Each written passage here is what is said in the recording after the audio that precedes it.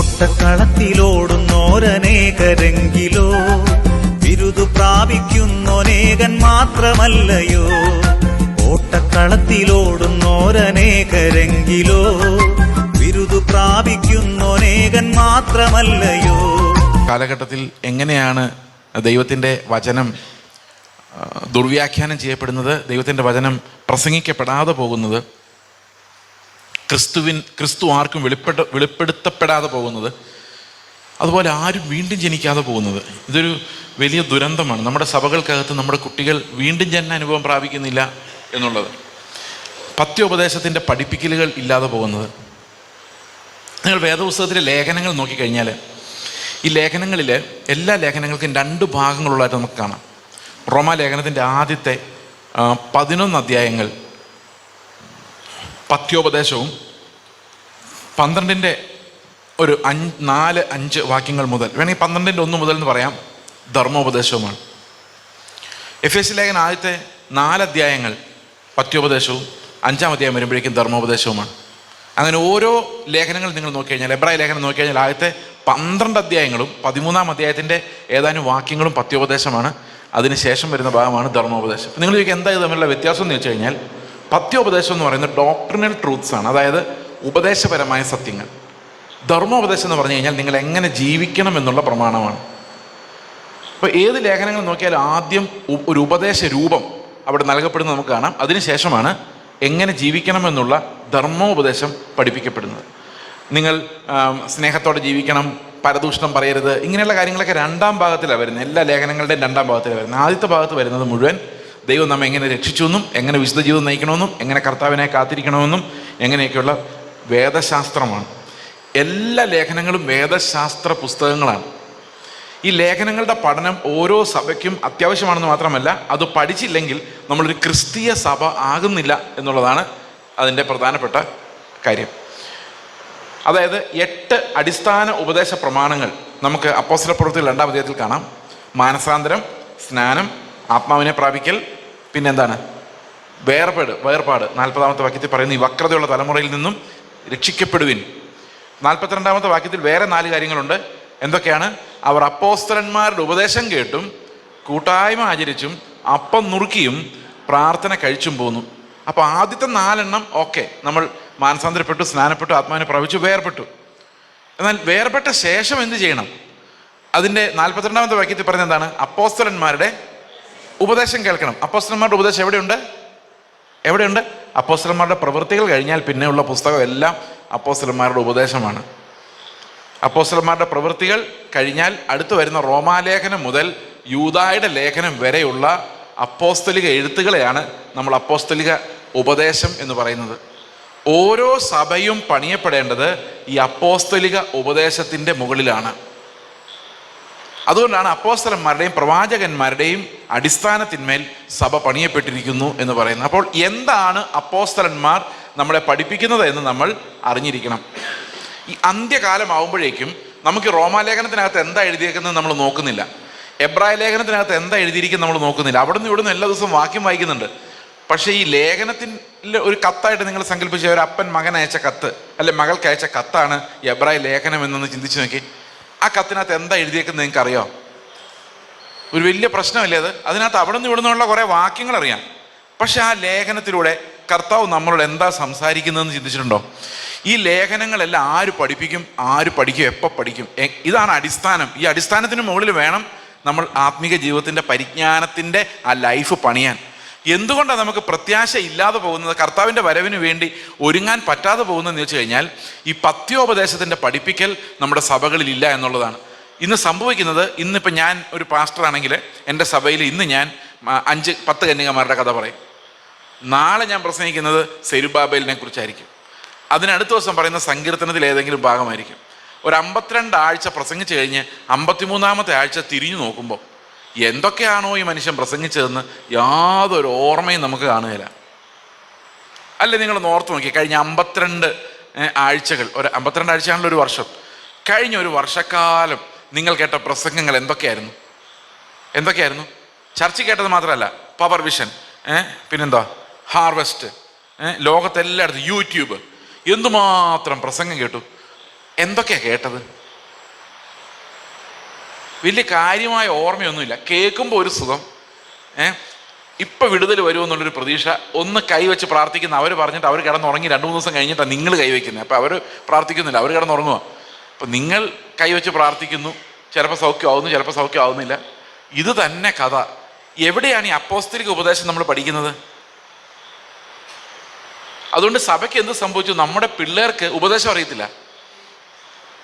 ക്രിസ്ത്യ ഉപദേശം എന്താ? നമ്മുടെ പിള്ളേരോട് ചോദിച്ചു നോക്കിയാൽ തൃത്വത്തെക്കുറിച്ച്, മക്കളെ എന്താ ഈ തൃത്വത്തിൻ്റെ ഉപദേശത്തിൻ്റെ ഇമ്പോർട്ടൻസ് എന്താ? ആ തൃത്വം എന്ന ഉപദേശം ഇല്ലെങ്കിൽ എന്താ കുഴപ്പം?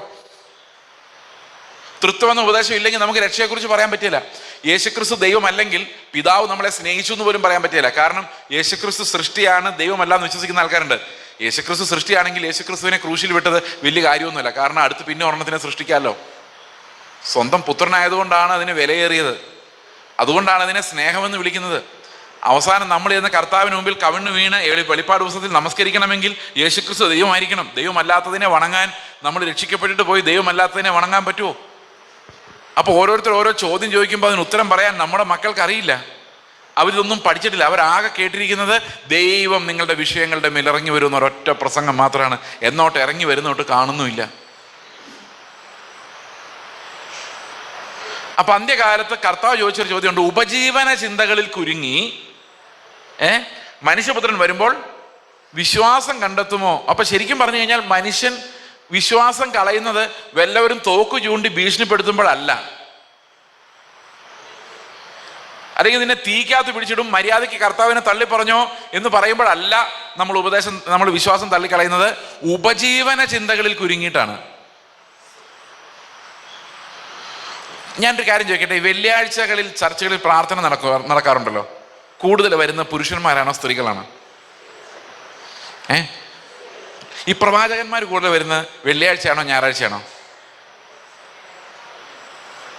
ഉപവാസ പ്രാർത്ഥനയ്ക്കല്ലേ പ്രവാചകന്മാർ കൂടുതൽ വരുന്നത്? ഈ ഉപവാസ പ്രാർത്ഥനയിൽ ഇരിക്കുന്ന മുഴുവൻ സ്ത്രീകളാണോ പുരുഷന്മാരാണോ? സ്ത്രീകളാ. ഈ സ്ത്രീകളുടെ ഏറ്റവും വലിയ പ്രശ്നം എന്താ? എൻ്റെ പിള്ളേരുടെ ഗതി എന്താവും? അത് ഏറ്റവും വലിയ പ്രശ്നം. എൻ്റെ ഭർത്താവ് എന്ന് മര്യാദ പഠിക്കും, അത് അടുത്ത പ്രശ്നം. ശരിയല്ലേ? ഈ പ്രവാചകന്മാർ പ്രവചിക്കുന്നത് മുഴുവൻ അതായിരിക്കും. നിങ്ങളുടെ ആശങ്കകൾ മാറാൻ, ഉപജീവന ചിന്തകളെ പരിഹരിക്കാൻ. ഇന്ന് ആ സ്ത്രീകളുടെ ഒരു സ്പിരിച്വാലിറ്റി ഉണ്ടല്ലോ, അവരുടെ ആ ആങ്സൈറ്റി, കുടുംബത്തെക്കുറിച്ചുള്ള ഭാരം, മക്കളെക്കുറിച്ചുള്ള ഭാരം, ഇതെല്ലാമാണ് ഇന്ന് പ്രവചനദൂതായിട്ടും വരുന്നത്. ഈ പ്രവാചകന്മാര് സംസാരിക്കുന്ന മുഴുവൻ സ്ത്രീകളോടാണ്. നമ്മൾ സൈഡിൽ ഇരുന്ന് കേൾക്കുന്നു എന്നുള്ളതേ ഉള്ളൂ. രാത്രിയുടെ യാമങ്ങളിൽ ഇരുന്ന് കരയുന്ന ആരാ? അച്ചായനാണോ അമ്മാമ്മയാണോ? ആരാ? ഇത് മുഴുവൻ, അതായത് ഒരു ഒരു ഒരു സഹോദരിമാരുടെ സ്പിരിച്വാലിറ്റി മാത്രമേ ഇപ്പം നിലനിൽക്കുന്നുള്ളൂ. ബാക്കി ആരെയും കാണാനില്ല. ആകെ ഒരു ഇത്തിരി ആത്മീയത ഉള്ളത് ഈ ഒരു ആത്മീയതയാണ്. ഏതാ? ഈ സഹോദരിമാരുടെ ആത്മീയത. അത് മാത്രമേ കാണാനുള്ളൂ. ബാക്കി പുരുഷന്മാരൊന്നും കാണാനില്ല. അവർ വല്ല മീറ്റിങ്ങിന് വന്ന് അവിടെ ഇരുന്നാ ഭാഗ്യമൊന്നേ ഉള്ളൂ. അവരൊക്കെ ഈ സമയത്ത് കിട്ടുന്നത് തന്നെ മഹാ അത്ഭുതമാണ്. അപ്പോൾ ശരിക്കും പറഞ്ഞു കഴിഞ്ഞാൽ ഈ സഹോദരിമാരുടെ ഒരു സ്പിരിച്വാലിറ്റിക്ക് ഒരു പ്രോബ്ലം ഉണ്ട്. ഈ പിള്ളേർക്ക് ഇത് ഭയങ്കര പാടാണ്.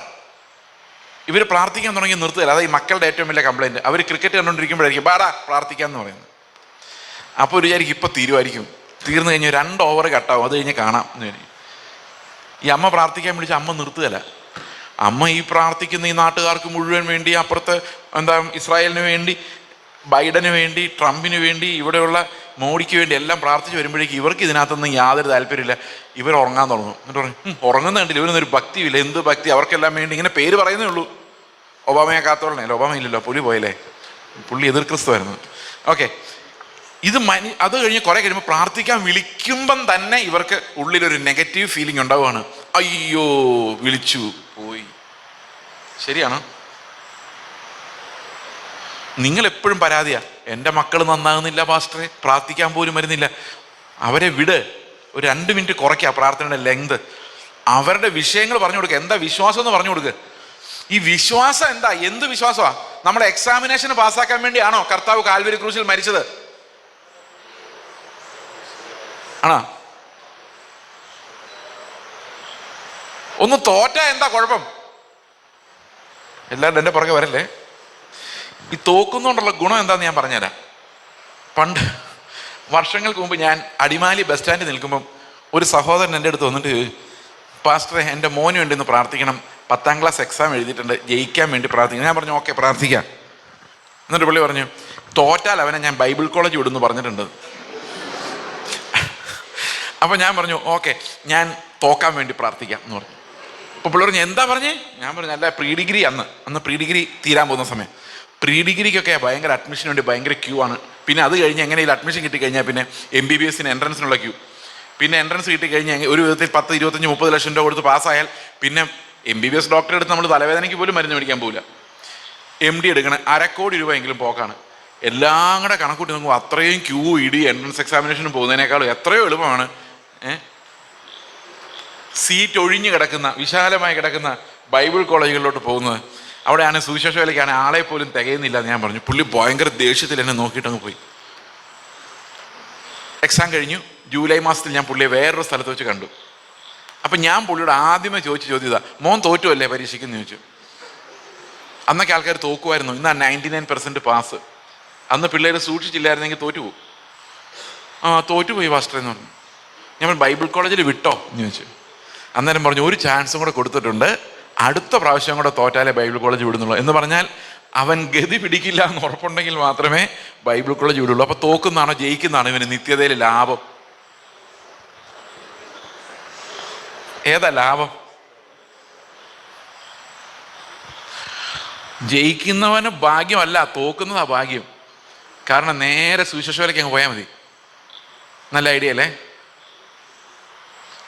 അപ്പൊ എന്തിനു വേണ്ടിയാ കർത്താവ് വന്നതെന്ന് ചോദിച്ചു കഴിഞ്ഞാൽ, എനിക്ക് നല്ല സ്റ്റൈലായിട്ട് നടക്കാൻ വേണ്ടി, എനിക്കൊരു കാറും വീടും കിട്ടാൻ വേണ്ടി, എനിക്ക് എന്താ പറയുന്നത് നല്ലൊരു ജോലി കിട്ടാൻ വേണ്ടി, നല്ലൊരു കല്യാണം കഴിക്കാൻ വേണ്ടി. ഇതിനു വേണ്ടിയാണോ കർത്താവ് കാൽവരി ക്രൂശിൽ മരിച്ചത്? എൻ്റെ സഹോദരങ്ങളെ, പുതിയ നിയമത്തിൽ എവിടെയെങ്കിലും ഇങ്ങനെയുള്ള വാഗ്ദത്തങ്ങൾ കാണുന്നുണ്ടോ? പിന്നെ എന്തിനു വേണ്ടിയാ കർത്താവ് വന്നത്? നിങ്ങൾ എല്ലാ ദിവസവും 5 മണിക്ക് എഴുന്നേറ്റ് പ്രാർത്ഥിച്ചിട്ട് കിടന്നുറങ്ങിക്കോ എന്ന് പറയാം, അതിനു വേണ്ടിയാണോ വന്നത്?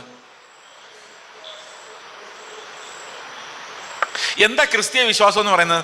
നമ്മൾ എന്തിനു വേണ്ടി എങ്ങനെയാണ് കാത്തിരിക്കുന്നത്? ഞാൻ നിങ്ങളോട് ഇന്നലെ പറഞ്ഞൊരു പ്രധാനപ്പെട്ട കാര്യം, അന്ത്യകാലത്ത് എങ്ങനെയാണ് ക്രിസ്ത്യൻ ഫെയ്ത്ത് ഒലിച്ചു പോയതെന്ന്. അല്ലേ, നിങ്ങൾ ഓർമ്മയുണ്ടോ ഇന്നലെ പറഞ്ഞ കാര്യങ്ങൾ?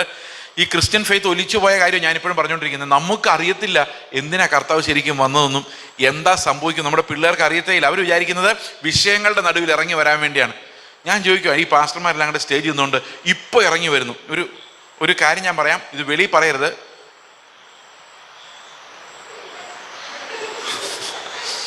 ഇവിടെ അടുത്ത് വേണമെങ്കിൽ വിളിച്ചാൽ വിളി കേൾക്കത്തില്ലെങ്കിലും ഇവിടെ നിന്ന് ഓടിയാൽ ഓടി എത്താവുന്ന ഒരു സ്ഥലത്ത് ഒരു സഭയിൽ 21 ദിവസം ഉപവാസ പ്രാർത്ഥന നടക്കുമായിരുന്നു. അപ്പം എനിക്കൊരു റിമോട്ട് കണക്ഷൻ ഉണ്ട് ആ ചർച്ചുമായിട്ട്. ഞാൻ പണ്ടവിടെ പ്രസംഗിച്ചിട്ടുണ്ട്. അതാണ് റിമോട്ട് കണക്ഷൻ എന്ന് പറയുന്നത്. അപ്പം ഞാൻ അവരുടെ യൂട്യൂബ് ചാനൽ സബ്സ്ക്രൈബ് ചെയ്തു. സ്ഥിരമല്ല കേട്ടോ, ഒരു 21 ദിവസത്തേക്ക്. എന്തൊക്കെയാണ് ഉപവാസ പ്രാർത്ഥനയിൽ പ്രസംഗിക്കുന്നത് എന്നുള്ളതിനെക്കുറിച്ച് ഒരു പഠനം നടത്താൻ വേണ്ടിയാണ് ഞാനത് ചെയ്തത്. ആദ്യത്തെ ദിവസം വിടുതൽ കൊടുക്കുന്ന ഒരു ശുശ്രൂഷകൻ വന്നിട്ട് പറഞ്ഞു, ഇന്ന് വിടുതലാണ്. അത് ഒക്ടോബർ 1 വിചാരിച്ചോ. ഇത് ഒക്ടോബർ മാസമാണോ? ഒക്ടോബർ അല്ലേ? ഓക്കെ, ഒക്ടോബർ 1 വന്ന് പറയാണ് ഇന്ന് വിടുതലാണ്. അപ്പോൾ ആൾക്കാരെല്ലാം ഹല്ലേലൂയ ഗ്ലോറി ഹല്ലേലൂയ ഭയങ്കരമായിട്ട് സ്പ്രിങ്ങിൽ കയറി. സ്പ്രിങ് എന്ത് ചെയ്താ നിൽക്കുന്നില്ല, ഭയങ്കര ഓസിലേഷൻ. വിടുതല കിട്ടിയെന്ന് വിചാരിച്ച് അവർ വീട്ടിൽ പോയി. പിറ്റേ ദിവസം രാവിലെ അവർ വന്നു, വേറൊരു വിടുതൽ കൊടുക്കുന്ന പാസ്റ്റർ വന്നു. അദ്ദേഹം പറഞ്ഞു ഇന്നാണ് വിടുതൽ, ഇന്ന്. അപ്പൊ ഇന്നലത്തെ കാര്യമോ? 21 ദിവസം അവർ പറഞ്ഞു ഇപ്പൊ കർത്താവ് ഇറങ്ങി വന്നിട്ടുണ്ട്, ഇപ്പം നിങ്ങളുടെ പ്രശ്നങ്ങൾ പരിഹരിക്കും. 21ാമത്തെ ദിവസം ഇരിക്കുന്നെങ്കിലും ചിന്തിക്കേണ്ട, 20 ദിവസമായിട്ട് നടന്നില്ല, അന്നേരമല്ല ഇപ്പൊ എന്ന് പറയുമായിരുന്നു. ഇപ്പോഴും അത് തന്നെ പറയുന്നത്. ഇനി ഒരു ഉപവാസ പ്രാർത്ഥന നടത്തിയാലും അത് തന്നെ പറയും. ഇതിനിടയിൽ ഒന്നും നടക്കത്തുമില്ല.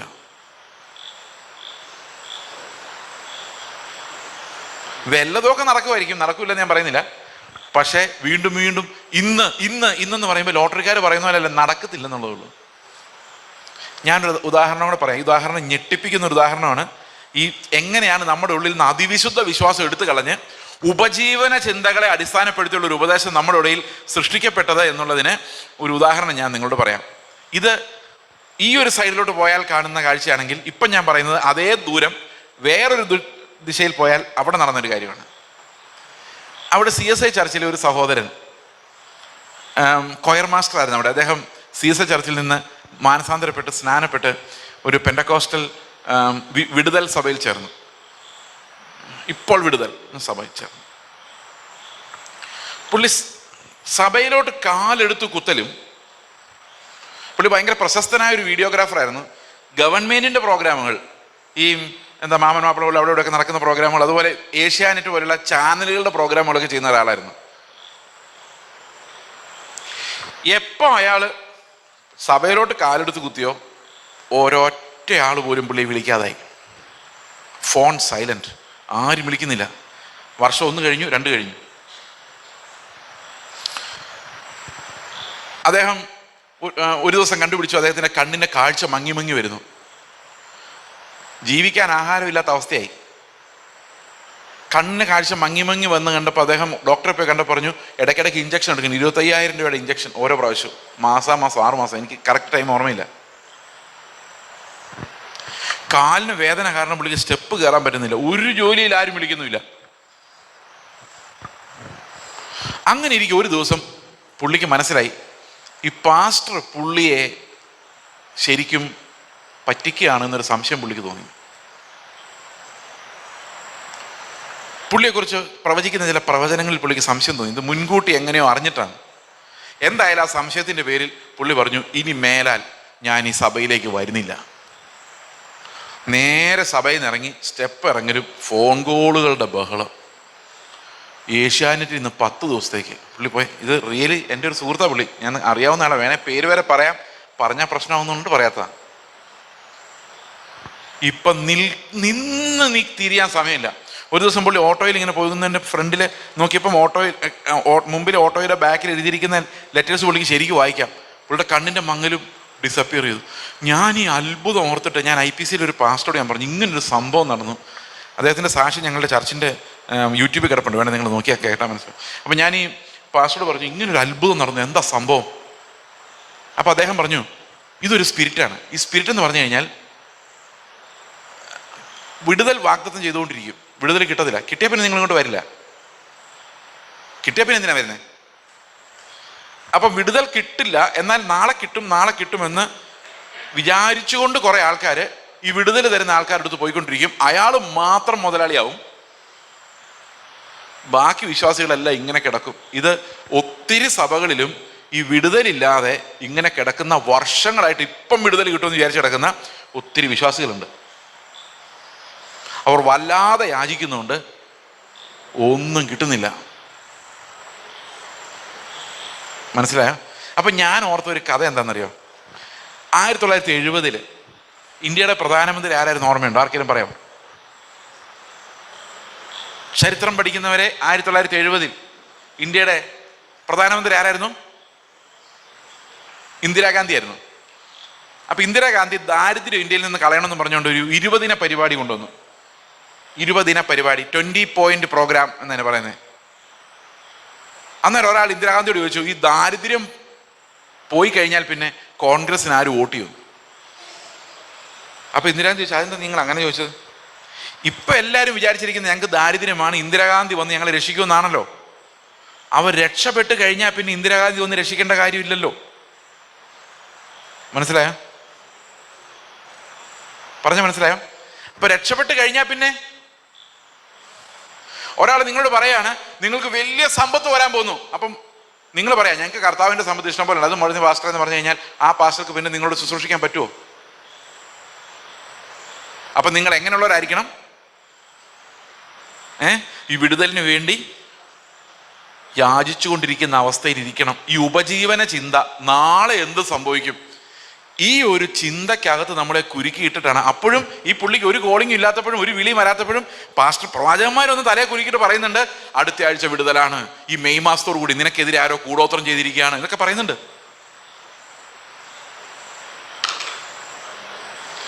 നിങ്ങൾ മനസ്സിലാക്കേണ്ടത്, ഇതിൻ്റെ പുറകിൽ ഒരു ഈവിൽ സ്പിരിറ്റ് ഉണ്ട്. അതായത് വിശ്വാസത്തെ തകർത്ത് കളയുന്ന അന്ത്യകാല വ്യാപാരങ്ങളിലൊന്നാണ് ഒരിക്കലും വിടുതലില്ലാതെ ഇങ്ങനെ കുടുങ്ങിക്കിടന്ന് അപ്പോഴും ഈ അഭിഷിക്തൻ കൈവച്ചാൽ വിടുതൽ വരും, അല്ലെങ്കിൽ അടുത്ത അഭിഷിക്തൻ വരുമ്പോൾ പുള്ളി കൈവച്ചാൽ വിടുതൽ വരും എന്ന് ചിന്തിച്ചുകൊണ്ടിരിക്കുന്ന അവരുടെ പിന്നാലെ നടക്കുന്ന ഒരു സംഘം ആൾക്കാർ.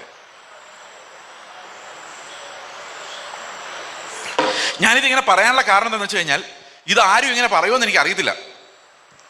ഈ സഭകൾ മുഴുവൻ സത്യസുവിശേഷം ഒരു കാലത്ത് സംസാരിച്ചുകൊണ്ടിരുന്ന സഭകൾ മുഴുവൻ ഉപജീവന ചിന്തകളിൽ കുരുങ്ങി അന്ത്യകാലത്ത് വിശ്വാസം കണ്ടെത്താൻ പറ്റാത്ത ഒരവസ്ഥയിൽ, ഉറപ്പില്ലാത്തൊരവസ്ഥയിൽ, രക്ഷയുടെ ഉറപ്പില്ലാത്തൊരവസ്ഥയിൽ, കർത്താവ് വന്നാൽ പോകുമോ എന്ന് ഉറപ്പിച്ചു പറയാൻ പറ്റാത്തൊരവസ്ഥയിൽ തളയ്ക്കപ്പെട്ടിരിക്കുന്നു എന്നുള്ളതാണ് ഇന്ന് നമ്മൾ കാണുന്ന ആ ദയനീയമായ പരമാർത്ഥം.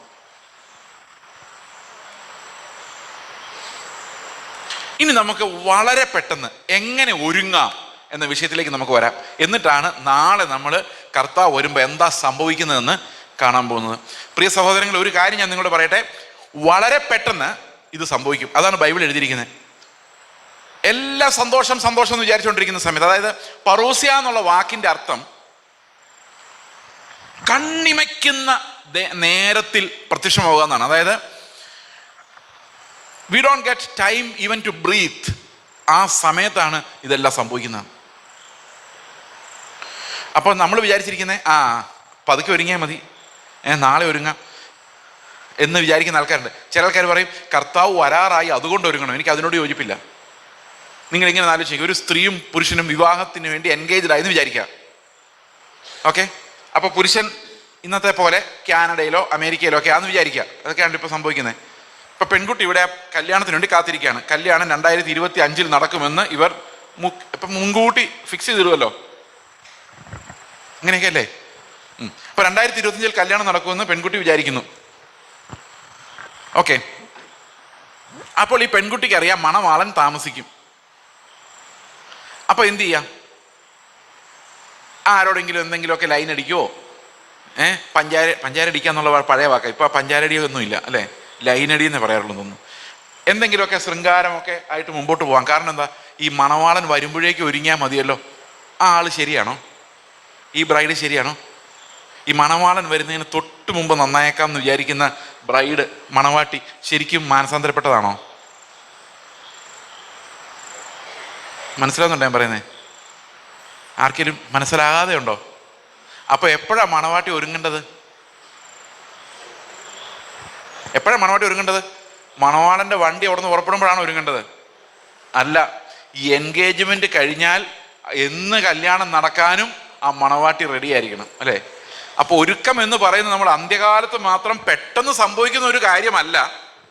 ഒരുക്കം എന്ന് പറയുന്നത് നമ്മൾ രക്ഷിക്കപ്പെടുന്ന മോമെന്റിൽ സംഭവിക്കേണ്ട കാര്യമാണ്. രക്ഷിക്കപ്പെടുന്ന മോമെന്റിൽ തന്നെ, ആ നിമിഷം തന്നെ നമ്മൾ കർത്താവിന്റെ വരവിന് വേണ്ടിയുള്ള ഞരക്കത്തോടു കൂടിയുള്ള കാത്തിരിപ്പ് ആരംഭിക്കുക. അതുകൊണ്ട് നമ്മൾ കാലമല്ല നോക്കുന്നത്, നമ്മൾ നമ്മളെ തന്നെയാണ് നോക്കുന്നത്. കാരണം ഈ സഭയുടെ വിശുദ്ധീകരണം നടക്കേണ്ടത് ആവശ്യമാണ്. അശുദ്ധമായ ഒന്നിനെ കർത്താവ് സ്വർഗത്തിൽ കൊണ്ടുപോകില്ല. അപ്പോൾ ആഗോള സഭ, കർത്താവിന്റെ സഭ വിശുദ്ധീകരിക്കപ്പെട്ട ഒരു സ്റ്റേജില് യേശുക്രിസ്തുവിന്റെ തോളോളം തലയോളം വളർന്ന മണവാട്ടിയായി നിൽക്കാൻ പറ്റുന്ന ക്രിസ്തുവിന്റെ സ്വഭാവവും വിശുദ്ധിയുമുള്ള ഒരു കൂട്ടം അന്ത്യകാലത്ത് കർത്താവിന് വേണ്ടി ഒരുങ്ങേണ്ടത് ആവശ്യമാണ്. അതുകൊണ്ടാണ് അപ്പോസ്തലിക ഉപദേശം നമുക്ക് വളരെ പ്രധാനമായിരിക്കുന്നത്. ഞാൻ ആഗ്രഹിക്കുന്നു ഇന്ന് നിങ്ങൾ 9 മണിയാകുമ്പോൾ ഇവിടുന്ന് പോകുന്നതിന് മുമ്പ് കർത്താവ് വന്നാൽ പോകും എന്നുള്ള ഉറപ്പും ധൈര്യവും നിങ്ങൾക്ക് ഉണ്ടായി സമാധാനമായിട്ട് കിടന്ന് നിങ്ങൾ ഉറങ്ങുക എന്നുള്ളതാണ് എൻ്റെ ലക്ഷ്യം. ഇത് ഞാൻ വിചാരിച്ചാൽ നടക്കുന്നൊരു പരിപാടിയല്ല. അത് ദൈവത്തിൻ്റെ ആത്മാവ് നിങ്ങളുടെ ഹൃദയങ്ങളോട് സംസാരിച്ചാൽ മാത്രമേ നടക്കുകയുള്ളൂ. കാരണം പുത്രത്വത്തിൻ്റെ വാഗ്ദത്തങ്ങൾ തരുന്ന ഒരു ഉപദേശിയല്ല, പുത്രത്വത്തിൻ്റെ വാഗ്ദത്തങ്ങൾ നമ്മുടെ ഉള്ളിൽ ഉറപ്പിക്കുന്നത് ദൈവത്തിൻ്റെ ആത്മാവാണ്. ഇനി ഞാൻ നിങ്ങളോട്, നിങ്ങൾ എന്തുകൊണ്ട് സ്വർഗത്തിൽ പോകുമെന്നുള്ള കാര്യത്തിൽ സംശയിക്കുന്നു എന്നുള്ള ചോദ്യത്തിൻ്റെ ഉത്തരം ഞാൻ പറയാൻ ശ്രമിക്കാം. ഞാൻ പറയുന്നത് ശരിയാണെങ്കിൽ നിങ്ങളൊന്ന് തലയാട്ടിയാൽ മതി. ഓക്കെ? എൻ്റെ പാസ്റ്ററെ ഒന്നും ശരിയായിട്ടില്ല, കർത്താവ് പറഞ്ഞ പോലെ ഒന്നും ജീവിക്കാൻ പറ്റിയിട്ടില്ല, കർത്താവ് വന്നാൽ എങ്ങനെ പോകാനാ? ഇതല്ലേ അഭിപ്രായം? ആണോ അല്ലയോ? മിണ്ടുന്നില്ല. അപ്പൊ തലയാട്ടിയിട്ടില്ല ആരും. അപ്പൊ അതല്ല. എന്തുകൊണ്ടാണ് പോകില്ല എന്ന് വിചാരിക്കുന്നത്? കർത്താവ് പറഞ്ഞ പോലെ ഒന്നും ആയിട്ടില്ല, ഇനിയും കുറച്ചുകൂടെ ബാക്കിയുണ്ട്. ഞാൻ പറയാം, നിങ്ങളുടെ മനസ്സിലിരിപ്പം ഞാൻ പറയാം, പ്രവചനം ഇങ്ങനെയാണ് വരുന്നത്. ഓക്കെ, ശരിയാണെന്ന് നോക്കിയാണ്. തലയാട്ടാന്ന് നിങ്ങളോട് പറഞ്ഞിട്ട് കാര്യമുണ്ടെന്ന് തോന്നുന്നില്ല, എങ്കിലും ഞാൻ പറഞ്ഞേക്കാം. ഞാൻ ഏതാണ്ട് ഒരു എക്സാമിനേഷന് 100-ൽ 35 കിട്ടിയാൽ ഞാൻ പാസ്സാവും. എൻ്റെ ഇതുവരെയുള്ള പെർഫോമൻസ് വെച്ച് ഞാൻ സ്നാനപ്പെട്ടതും ആരാധനയ്ക്ക് വരുന്നതും ആഭരണം ഊരിയതും മീശ ക്ലീൻ ഷേവ് ആക്കിയതും, മണവാട്ടിക്ക് മീശയില്ലല്ലോ, ഇതെല്ലാം കൂടെ കണക്ക് കൂട്ടി ഞാനൊരു 32 മാർക്ക് സംഘടിപ്പിച്ചിട്ടുണ്ട്. അത്രയൊക്കെ പോകുമോ ഇല്ലയോ എന്നറിയാൻ മേല. അപ്പൊ ഈ ഒരു ഉപവാസ പ്രാർത്ഥനയോടെ, ഈ ഒരു ബൈബിൾ സ്റ്റഡിയോട് കൂടി ഞാൻ കുറച്ചും കൂടെ നന്നായി ഒരു 35 സംഘടിപ്പിച്ച് എങ്ങനെയെങ്കിലും അപ്പുറത്ത് ചാടാം എന്ന് വിചാരിക്കുന്നുണ്ടോ? രക്ഷിക്കപ്പെട്ട കാലം തൊട്ട് നമ്മൾ ഇങ്ങനെ ആയിരിക്കും വിചാരിക്കുന്നത്. ആ 3 മാർക്ക് ഒരിക്കലും കിട്ടാൻ പോകുന്നില്ല.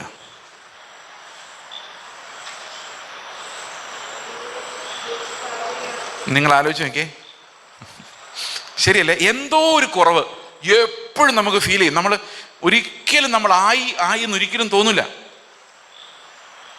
എപ്പോഴും ഒരു കുറവ് നമുക്ക് ഫീൽ ചെയ്തുകൊണ്ടിരിക്കും. അപ്പൊ നമുക്ക് ആ വഴി നോക്കിയാൽ, നമ്മുടെ പ്രവൃത്തികളിലേക്കും നമ്മുടെ ജീവിതത്തിലേക്കും നമ്മുടെ വൃത്തികെട്ട സ്വഭാവത്തിലേക്കും നോക്കിയാൽ പ്രത്യാശ ഉണ്ടാവില്ല. ഉണ്ടാവോ? ഉണ്ടാവില്ല. അപ്പൊ പ്രത്യാശ ഉണ്ടാകണമെങ്കിൽ വേറൊരു വഴിയെ നോക്കണം. മനസ്സിലാവുന്നുണ്ടോ? ഇനി നിങ്ങളോട് ഞാൻ ചോദിക്കട്ടെ, കൽപ്പനകൾ അനുസരിച്ച് വിശുദ്ധരായി ഞാൻ സ്വർഗത്തിൽ പോകും ഇന്നല്ലെങ്കിൽ നാളെ, ഒരു 5-6 വർഷം ജീവിക്കാൻ പറ്റുവാണെങ്കിൽ ഞാൻ കൽപ്പനകളെല്ലാം അനുസരിച്ച് സ്വർഗത്തിൽ പോകും, നിങ്ങൾ വിശ്വസിക്കുന്നുണ്ടോ? ഞാൻ നിങ്ങളോടുള്ള സത്യം തുറന്നു പറയാൻ, നിങ്ങൾ വിഷമിക്കരുത്, നിങ്ങൾ ഒരിക്കലും നന്നാകാൻ പോകുന്നില്ല. അത് ചിന്തിക്കുക പോലും വേണ്ട. നമ്മൾ ആരും നന്നാവില്ല. ഇങ്ങനെ നിങ്ങളുടെ ആരും പറഞ്ഞിട്ടുണ്ടാവില്ല. പക്ഷെ ഞാൻ തുറന്നു പറയാം, ഉള്ള സത്യം. പണ്ട് ഒരു കഥ ഇങ്ങനെ കേട്ടിട്ടുണ്ടോ? ഒരു പാമ്പിനെ ഒരു മനുഷ്യൻ, ഒരു പാമ്പും ഒരു കുഞ്ഞു പാമ്പ് ഈ ഐസിന് മുകളിൽ തണുത്ത് വിറച്ച്, ഐസുള്ള സ്ഥലമാണ്, ഇവിടെ അല്ല കേട്ടോ, ദൂരെ ഒരു സ്ഥലം നടന്ന കാര്യമാണ്. ഇത് ട്രംപായി കഥ പല പ്രാവശ്യം പറഞ്ഞിട്ടുണ്ട്. പുള്ളി ഒരു ഗൂഢോദ്ദേശത്തോടുകൂടി പറഞ്ഞ. പക്ഷെ ട്രംപ് പറയുന്നതിന് മുമ്പ് എനിക്ക് കഥ അറിയാമായിരുന്നു. അപ്പം ഈ ഐസിന്റെ മുകളിൽ ഒരു പാമ്പ് കുഞ്ഞ് ചാവാറായി കിടക്കുന്ന കണ്ടപ്പം ഭയങ്കര കരുണയുള്ളൊരു മനുഷ്യൻ അതിലെ കടന്നു പോകായിരുന്നു. പുള്ളിക്ക് ഈ പാമ്പിന്റെ കുഞ്ഞ് കിടന്ന് പിടയ്ക്കുന്ന കണ്ടപ്പം, തളർന്ന് കണ്ടപ്പോൾ ഒരു സങ്കടം തോന്നിയിട്ട് ആ പാമ്പിന്റെ കുഞ്ഞിനെടുത്ത് പോക്കറ്റ് വെച്ചു. കുറച്ച് ദൂരം മുമ്പോട്ട് പോയപ്പോൾ ഈ മനുഷ്യന്റെ ദേഹത്തെ ചൂടടിച്ച് ആ പാമ്പിന് ജീവൻ വെച്ചു. അതൊരു കൊത്തു വെച്ചു കൊടുത്തു. അപ്പോൾ ഈ മനുഷ്യൻ ആ പാമ്പിനോട് സംസാരിച്ചു. ഏത് ഭാഷയിലും ചോദിക്കരുത്, കഥയാണ്, കഥയിൽ ചോദ്യമില്ല. ഈ പാമ്പിനോട് ചോദിച്ചു, പാമ്പേ, ഞാൻ നിന്നെ രക്ഷിച്ചു, നീ ചത്തുപോയനെ അവിടെ കിടന്ന്, ഞാൻ നിന്നെ രക്ഷിച്ചു, എൻ്റെ ചൂട് തന്ന് ഞാൻ നിന്നെ രക്ഷിച്ചു, നീ എന്നെ കൊന്നു, ഞാൻ മരിക്കുമ്പോൾ എൻ്റെ ശരീരത്തിലെ ചൂട് പോവും, നീ മരിക്കും, നീ എന്തിനാണ് എന്നെ കൊന്നത് എന്ന് ചോദിക്കുമ്പം പാമ്പ് പറയും, ഞാനൊരു പാമ്പാണ്, എന്നെക്കൊണ്ട് ഇത്രയൊക്കെ പറ്റുള്ളൂ. നിങ്ങൾ എന്താ വിചാരിച്ചത്? ഞാൻ എഴുന്നേറ്റ് thank you for saving my life എന്ന് പറയുന്നു വിചാരിച്ചോ? അതോ നീ എന്നെ രക്ഷിക്കുന്നുണ്ട് ഞാൻ ഇതോടെ നന്നാവുമെന്ന് വിചാരിച്ചോ? എനിക്ക് ഇത്രയൊക്കെ ചെയ്യാൻ പറ്റുള്ളൂ. നിനക്കറിയാമായിരുന്നല്ലോ ഞാനൊരു പാമ്പാണെന്ന്. ഒന്നുകിൽ നീ എന്നെ അവിടെ വെച്ച് തല്ലിക്കൊല്ലണമായിരുന്നു, അല്ലെങ്കിൽ പോയി ചാവട്ടെ എന്ന് വിചാരിക്കണമായിരുന്നു. ഇതൊന്നും ചിന്തിക്കാതെ നീ എൻ്റെ പോക്കറ്റിൽ വെച്ചാൽ എൻ്റെ സ്വഭാവം കാണിക്കാതിരിക്കാൻ, എനിക്ക് ജീവൻ വന്നാൽ എൻ്റെ സ്വഭാവം കാണിക്കാതിരിക്കാൻ പറ്റുമോ? ഇതാണ് മനുഷ്യൻ്റെ പ്രകൃതം. എന്തു ചെയ്താലും നന്നാകാത്ത ഒരു വൃത്തികെട്ട പ്രകൃതം നമുക്കുണ്ട്. നമ്മൾ തീരുമാനിക്കും, ഇപ്പം ഇത് നവംബർ അല്ലല്ലോ, ഒക്ടോബർ ആണല്ലോ, നവംബർ ആകാൻ പോവുക. ഡിസംബർ കഴിഞ്ഞൊരു ജനുവരി 1 രാത്രി ശുശ്രൂഷയുണ്ട്. അന്നൊരു തീരുമാനം എടുക്കലുണ്ട്, എൻ്റെ പാപം ഈ 31-ാം തീയതി രാത്രി മണിയടിക്കുമ്പം തീരില്ല. ആ 31-ാം തീയതി രാത്രിക്ക് യാതൊരു പ്രത്യേകതയില്ല. അത് ഇന്ന് രാത്രി പോലെ തന്നെ ഉള്ളൂ. ജനുവരി 1-ാം തീയതി സൂര്യൻ ഉദിക്കുമ്പം പ്രത്യേകിച്ച് ബ്രൈറ്റായിട്ട് ഉദിക്കുന്നൊന്നുമില്ല. അത് ഇതേപോലെ ഇങ്ങനെ കറങ്ങിക്കൊണ്ടിരിക്കും. അന്നത്തെ കാൽക്കുലേഷൻ അനുസരിച്ച് ഡിസംബർ 31 എന്നുള്ളത് സോളാർ സിസ്റ്റം വെച്ചുള്ള കണക്കൂട്ടലാണ്, അല്ലെ സോളാർ ഇയർ വെച്ചുള്ള കണക്കൂട്ടലാണ്. അങ്ങനെയൊന്നും ആണോ ഈ വർഷം മാറുന്നത് പോലും നമുക്കറിയത്തില്ല. ആ രാത്രി 12 മണി എനിക്ക് കൊണ്ട് എടുക്കുന്ന തീരുമാനങ്ങൾ എങ്ങനെ നടപ്പാവുന്നതാണ് പറയുന്നത്. ഞാൻ സത്യമായിട്ട് നിങ്ങളോട് പറയുന്നു, 2 വർഷം മുമ്പ് നിങ്ങളെടുത്ത തീരുമാനങ്ങൾ എന്താണെന്ന് നിങ്ങൾക്ക് ഓർമ്മ പോലും കാണുന്നില്ല. ഈ നന്നാവില്ല എന്നുള്ളൊരു പരമാർത്ഥം നമ്മൾ മനസ്സിലാക്കിയാൽ പിന്നെ നമുക്ക് നന്നാക്കാൻ പറ്റുന്ന ആരെങ്കിലും ഉണ്ടോ, വേറെ എന്തെങ്കിലും ഒരു പരിഹാരം ഉണ്ടോ എന്ന് അന്വേഷിക്കാം. ഓക്കെ, ഇതിനൊരു എക്സാമ്പിൾ പറഞ്ഞു കഴിഞ്ഞാൽ, കർത്താവ് പറഞ്ഞ കൽപ്പനകളിൽ ഒത്തിരി കഠിനമായ കൽപ്പനകളുണ്ട്. ചില കൽപ്പനകളൊക്കെ ശത്രുക്കളെ സ്നേഹിക്കുക, കണ്ണ് നിനക്ക് ഇടർച്ച വരുന്നുണ്ടെങ്കിൽ അത് ചൂഴ്ന്നെടുത്ത് എറിഞ്ഞു കളയുക. നിന്റെ മൊബൈൽ ഫോൺ ആരെങ്കിലും എടുത്തുകൊണ്ട് പോയാൽ അതിൻ്റെ കൂടെ ചാർജറും കൂടെ കൊടുത്തു വിടുക. നിന്റെ കാർ ആരെങ്കിലും കള്ളത്താക്കോലിട്ട് തുറക്കാൻ ശ്രമിച്ചു കഴിഞ്ഞാൽ അതിൻ്റെ ഒറിജിനൽ താക്കോലും RC ബുക്കും കൊടുത്ത് എടുത്തോ മോനെ എന്ന് പറയുക. ഇങ്ങനെ വലിയ വലിയ കൽപ്പനകൾ കർത്താവ് ഒത്തിരി പറഞ്ഞിട്ടുണ്ടെങ്കിലും നമുക്ക് ഏറ്റവും കൂടുതൽ അസ്വസ്ഥത ഉണ്ടാക്കിയ കൽപ്പന ആ ധനവാനായ യൗവനക്കാരനോട് പറഞ്ഞ കൽപ്പനയാണ്. എന്താ പറഞ്ഞത്? നീ ചെന്ന് നിനക്കുള്ളതൊക്കെയും വിറ്റ് സഭയ്ക്ക് കൊടുത്തിട്ട് അവർ 2 കെട്ടിടം പണിയുന്ന കണ്ടിട്ട് അതിൻ്റെ ഉദ്ഘാടനവും കഴിഞ്ഞ് നീ എൻ്റെ കൂടെ വാ എന്ന് പറഞ്ഞിരുന്നെങ്കിൽ അവൻ ചിലപ്പോൾ ചെയ്തേനെ. കാരണം ഇന്ന് സഭ പണിയാൻ കാശ് കൊടുത്താൽ അറ്റ്ലീസ്റ്റ് കൺവെൻഷൻ പ്രസംഗിക്കാനെങ്കിലും 1 മണിക്കൂർ കിട്ടും. ഇതിന് നമ്മൾ ഇംഗ്ലീഷ് ഡിക്ഷണറി നിങ്ങൾ ഇന്ന് വീട്ടിൽ പോയി നോക്കണം. സൈമണി എന്ന് പറഞ്ഞൊരു വാക്കുണ്ട്. SIMONY, സൈമണി എന്ന് പറഞ്ഞു കഴിഞ്ഞാൽ അർത്ഥം പൈസ അങ്ങോട്ട് കൊടുത്തിട്ട് ശുശ്രൂഷ ഇങ്ങോട്ട് വാങ്ങിക്കുക എന്നുള്ളതിന് കൊടുത്തിരിക്കുന്ന വാക്കാണ് സൈമണി. ഇത് എവിടെ നിന്ന് വന്നറിയോ? സൈമൺ ദ മാഗസ് എന്ന് പറയുന്ന ആള് അപ്പോസ്തലന്മാരുടെ അടുത്ത് ചെന്ന് ദ്രവ്യം കൊടുത്തിട്ട് ഞാൻ പ്രാർത്ഥിച്ചാൽ ഇവരൊക്കെ ആത്മാവിനെ പ്രാപിക്കാൻ തക്ക രീതിയിൽ എനിക്ക് ആ ഗിഫ്റ്റ് തരണമെന്ന് ചോദിച്ചതിന് പൈസ കൊടുത്ത് ശുശ്രൂഷ വാങ്ങിക്കുന്നതിന് ആ ഷീമോന്റെ പേര് വെച്ച് ഇംഗ്ലീഷുകാരൊരു വാക്ക് കണ്ടുപിടിച്ചു, സൈമണി. ഇനിയിപ്പം ഡിക്ഷണറി നോക്കാൻ പോണ്ട, ഗൂഗിൾ അടിച്ച് നോക്കിയാൽ മതി. സൈമണി, SIMONY എന്ന് പറഞ്ഞു കഴിഞ്ഞാൽ ഈ നിങ്ങളെ ചർച്ചിന് പൈസ കൊടുത്തു കഴിഞ്ഞാൽ അത് ഭയങ്കര ആദായം കേട്ടോ. കാരണം അവർ നിങ്ങളെ ബഹുമാനിച്ച് കളയും, വല്ലാതെ അങ്ങ് ബഹുമാനിക്കും. അപ്പം നമ്മൾ വിചാരിക്കും 5 ലക്ഷം പോയാലും കുഴപ്പമില്ല, ഇത്രയും ഭയങ്കര ഒരു ബഹുമാനം, അതൊരു ഭയങ്കര ബഹുമാനമാണ്. പക്ഷെ കർത്താവ് അങ്ങനെ പറഞ്ഞില്ല. കർത്താവ് പറഞ്ഞു, നീ ഇതെല്ലാം കൊണ്ടുപോയി തിരിച്ചൊരു താങ്ക് യു പോലും, അച്ചായോ താങ്ക് യു എന്ന് വൈബ്രേഷൻ കൊണ്ട് പറയാൻ പറ്റാത്ത വഴിയിലിരിക്കുന്ന ഭിക്ഷക്കാർക്കൊക്കെ കൊടുത്തിട്ട് ഇങ്ങ് പോരെ.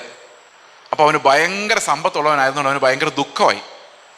നമുക്കറിയാം, ഈ ഉള്ളവർക്കാണ് കൊടുക്കാൻ പ്രയാസം, ഇല്ലാത്തവർക്ക് കൊടുക്കാൻ ഒരു പ്രയാസമില്ല. പണ്ട് ഇതൊരു കഥയാണ്, എനിക്ക് കഥ പറയുന്നത് ഇഷ്ടമില്ല, എന്നാലും ഒരു കഥ കൂടെ പറയാം. ഒരു പാസ്റ്ററും ഒരാളും കൂടെ തമ്മിൽ സംസാരിക്കാം. ഒരച്ഛനാ കഥയിൽ കേട്ടോ, അച്ഛനും മത്തായിച്ചനും എന്നാ കഥയുടെ പേര്. അച്ഛൻ മത്തായിച്ചോണ്ട് ചോദിക്കുക, മത്തായിച്ച നിനക്ക് 2 വീടുണ്ടെങ്കിൽ നീ ഒരു വീട് ഇല്ലാത്ത ആൾക്ക് കൊടുക്കുമോ? പറഞ്ഞു, ഉറപ്പായിട്ടും കൊടുക്കും അച്ഛാന്ന് പറഞ്ഞു. അടുത്ത, നിനക്ക് 2 കാറുണ്ടെങ്കിൽ നീ ഒരു കാറ് ഇല്ലാത്ത ആൾക്ക് കൊടുക്കുമോ? ഉറപ്പായിട്ടും കൊടുക്കും. നിനക്ക് 2 കാളയുണ്ടെങ്കിൽ ഒരു കാള നീ ഇല്ലാത്ത ആൾക്ക് കൊടുക്കുമോ? അച്ഛ ഉറപ്പായിട്ടും കൊടുക്കുന്നു. അടുത്ത് ചോദിച്ചു, നിനക്ക് 2 ആടുണ്ടെങ്കിൽ ഒന്നും ഇല്ലാത്തവന് കൊടുക്കുമെന്ന് ചോദിച്ചാൽ പറയാം, അത് മാത്രം കൊടുക്കൂല. അപ്പോൾ അച്ഛൻ ചോദിച്ചാൽ അതെന്താണെന്ന് ചോദിച്ചാൽ പറയാം, എനിക്ക് 2 ആടുണ്ടെന്ന്, മറ്റേതില്ല. അപ്പോൾ ഇല്ലാത്ത ആൾക്കാർ ഇങ്ങനെ ഇരുന്ന് പറയും, നിങ്ങൾ കേട്ടിട്ടുണ്ടോ, കാശ് കൊടുക്കാൻ മനസ്സുള്ളവർക്ക് കാശില്ല. കേട്ടിട്ടില്ലേ? കാശ് ഒട്ടും കൊടുക്കാത്തവർക്ക് ഇഷ്ടം പോലെ കാശാ. അവർക്ക് എങ്ങനെയാ കാശ് വന്നത്? അവർ കൊടുക്കൂല. ഇനി നമുക്ക് അഥവാ കാശ് വരുമായിരുന്നെങ്കിൽ നമ്മളും കൊടുക്കൂലായിരുന്നു. കാരണം ഇതിനൊരു കഥയും കൂടെ പറയേണ്ടതാണ്, അതും കൂടെ പറഞ്ഞേക്കാം. ഒരു ധനവാനായ മനുഷ്യൻ, അയാളുടെ വീട്ടിൽ എപ്പോഴും അയാൾ മാത്രമേ ഉള്ളൂ, അയാൾക്ക് സമാധാനമില്ല, ഉറങ്ങാൻ പറ്റത്തില്ല, രാത്രി വന്ന ഉറക്കമില്ല, കാശ് ഇഷ്ടം പോലെ ഉണ്ട്. അടുത്ത വീട്ടിൽ ഒരു വളരെ ദരിദ്രനായ ഒരു മനുഷ്യൻ താമസിക്കുന്നുണ്ട്. അയാൾ വൈകിട്ട് അധ്വാനിച്ചിട്ട് വരുന്നു, വീട്ടുകാരുമായിട്ട് പിള്ളേരുമായിട്ടൊക്കെ കളിക്കുന്നു. അയാൾ വെളിയിൽ പോയി ബോണ്ടായൊക്കെ മേടിച്ചിട്ട് വരുന്നു. വൈകിട്ട് പിള്ളേരെല്ലാം കൂടെ ബോണ്ടായൊക്കെ തിന്നുന്നു, ഫുട്ബോൾ കളിക്കുന്നു. ഇങ്ങനെ ഭയങ്കര രസമായിട്ട് അവർ ജീവിക്കുക, തമാശയും ചിരിയും കളിയും. അപ്പോൾ ഇയാൾ ഇവിടെ നിന്ന് ആലോചിക്കുകയാണ്, അയാളുടെ കയ്യിൽ ഒരു നയാ പൈസ ഇല്ല, പക്ഷെ അവർ ഭയങ്കര സമാധാനം അനുഭവിക്കുന്നു. ഇതെന്താണ് ഇതിൻ്റെ ഗുട്ടൻസ്? എനിക്കാണെങ്കിൽ ഒരു സമാധാനവും ഇല്ല. അമ്മമാരെ ഒരു പണ്ഡിതൻ അതുവഴി വന്നു. അപ്പോൾ ഇവനെ വിളിച്ചിരുത്തി ഈ സംശയം ചോദിച്ചു, അതെന്താ വീട്ടിൽ ഇത്ര സന്തോഷം? അവിടെ നയാ പൈസ കയ്യിലില്ല, അവർക്ക് എല്ലും ദൂരമായിട്ടിരിക്കുന്നത്, ശരിക്കും ആഹാരം പോലും കഴിക്കാനില്ല, എന്നാലും അവർ ഭയങ്കരമായിട്ട് സന്തോഷിക്കുക. അപ്പോൾ ഈ പുള്ളി പറഞ്ഞു, അതിൻ്റെ ടെക്നിക്ക് ഞാൻ പറഞ്ഞുതരാം. പറഞ്ഞു തരുന്നതിനേക്കാളും നല്ല നമുക്കൊരു ഡെമോൺസ്ട്രേഷനായിട്ട് ഞാൻ കാണിച്ചു തരാം. നീ ഒരു സഞ്ചിയും ഒരു 49 സ്വർണ്ണ നാണയങ്ങളും ഇങ്ങ് എടുക്കാൻ പറഞ്ഞു. ഈ പുള്ളി എന്ത് ചെയ്തു, ഒരു സഞ്ചി എടുത്തിട്ട് അതിനകത്ത് 49 സ്വർണ്ണ നാണയങ്ങൾ എടുത്തു. എന്നിട്ട് ഈ പാവപ്പെട്ട മനുഷ്യൻ കിളയ്ക്കാൻ വരുന്ന സ്ഥലത്ത് ഇത് കൊണ്ടുപോയിട്ടു. ഇയാൾ രാവിലെ തൂപ്പാപ്പണി ചെയ്തുകൊണ്ടിരുന്ന സമയത്ത് ഈ ചെന്ന് നോക്കിയപ്പോൾ ദാ ഇരിക്കുന്ന ഒരു സഞ്ചി തുറന്ന് നോക്കിയപ്പോൾ സ്വർണ്ണ നാണയങ്ങൾ. ഇതുവരെ ഒരു നയ പൈസ ഇല്ലായിരുന്നവനാണ്. സ്വർണ്ണ നാണയം എണ്ണി നോക്കിയപ്പോൾ 49. അയാളുടെ മനസ്സിൽ കൂടെ എന്ത് പോയി കാണും? ഒരു നാണയം എവിടെയോ മിസ്സായിട്ടുണ്ട്. പുള്ളി ആ പറമ്പ് മുഴുവൻ കിളച്ചു മറിച്ചു ആ ഒരു നാണയത്തിന് വേണ്ടി. കിട്ടിയില്ല. വീട്ടിൽ ചെന്ന് കഴിഞ്ഞാൽ 49 സ്വർണ്ണ നാണയം കിട്ടി അവന് സമാധാനമില്ല. കാരണം 50 തേക്കാതെ ഒരെണ്ണം മിസ്സായിപ്പോയി എന്ന് അവനറിയാം. വീട്ടിലൊന്നും ബോണ്ടയില്ല. കാരണം എന്താ? അത് സൂക്ഷിച്ചിട്ട് വേണം എന്ത് ചെയ്യാൻ, ഈ 50 ആക്കാൻ. വീട്ടിൽ ബഹളം, ദേഷ്യം, വഴക്ക്. കാരണം പൈസ വീട്ടിലോട്ട് കൊടുക്കുന്നില്ല. ഇവൻ 50 തേക്കാൻ നോക്കുക. കാരണം ഒന്നും ഇല്ലാത്തപ്പം നമുക്ക് സേവ് ചെയ്യാന്നുള്ളൊരു ചിന്തയില്ല. എന്നാൽ പിന്നെ ഉള്ളതങ്ങ് ചിലവാക്കിയേക്കാന്ന് വിചാരിക്കും. പക്ഷെ സേവ് ചെയ്യുക എന്ന് പറയുന്ന ഒരു സാധനം നമ്മുടെ ഉള്ളിലേക്ക് വന്നു കഴിഞ്ഞാൽ നമുക്ക് കൊടുക്കാൻ തോന്നുന്നില്ല.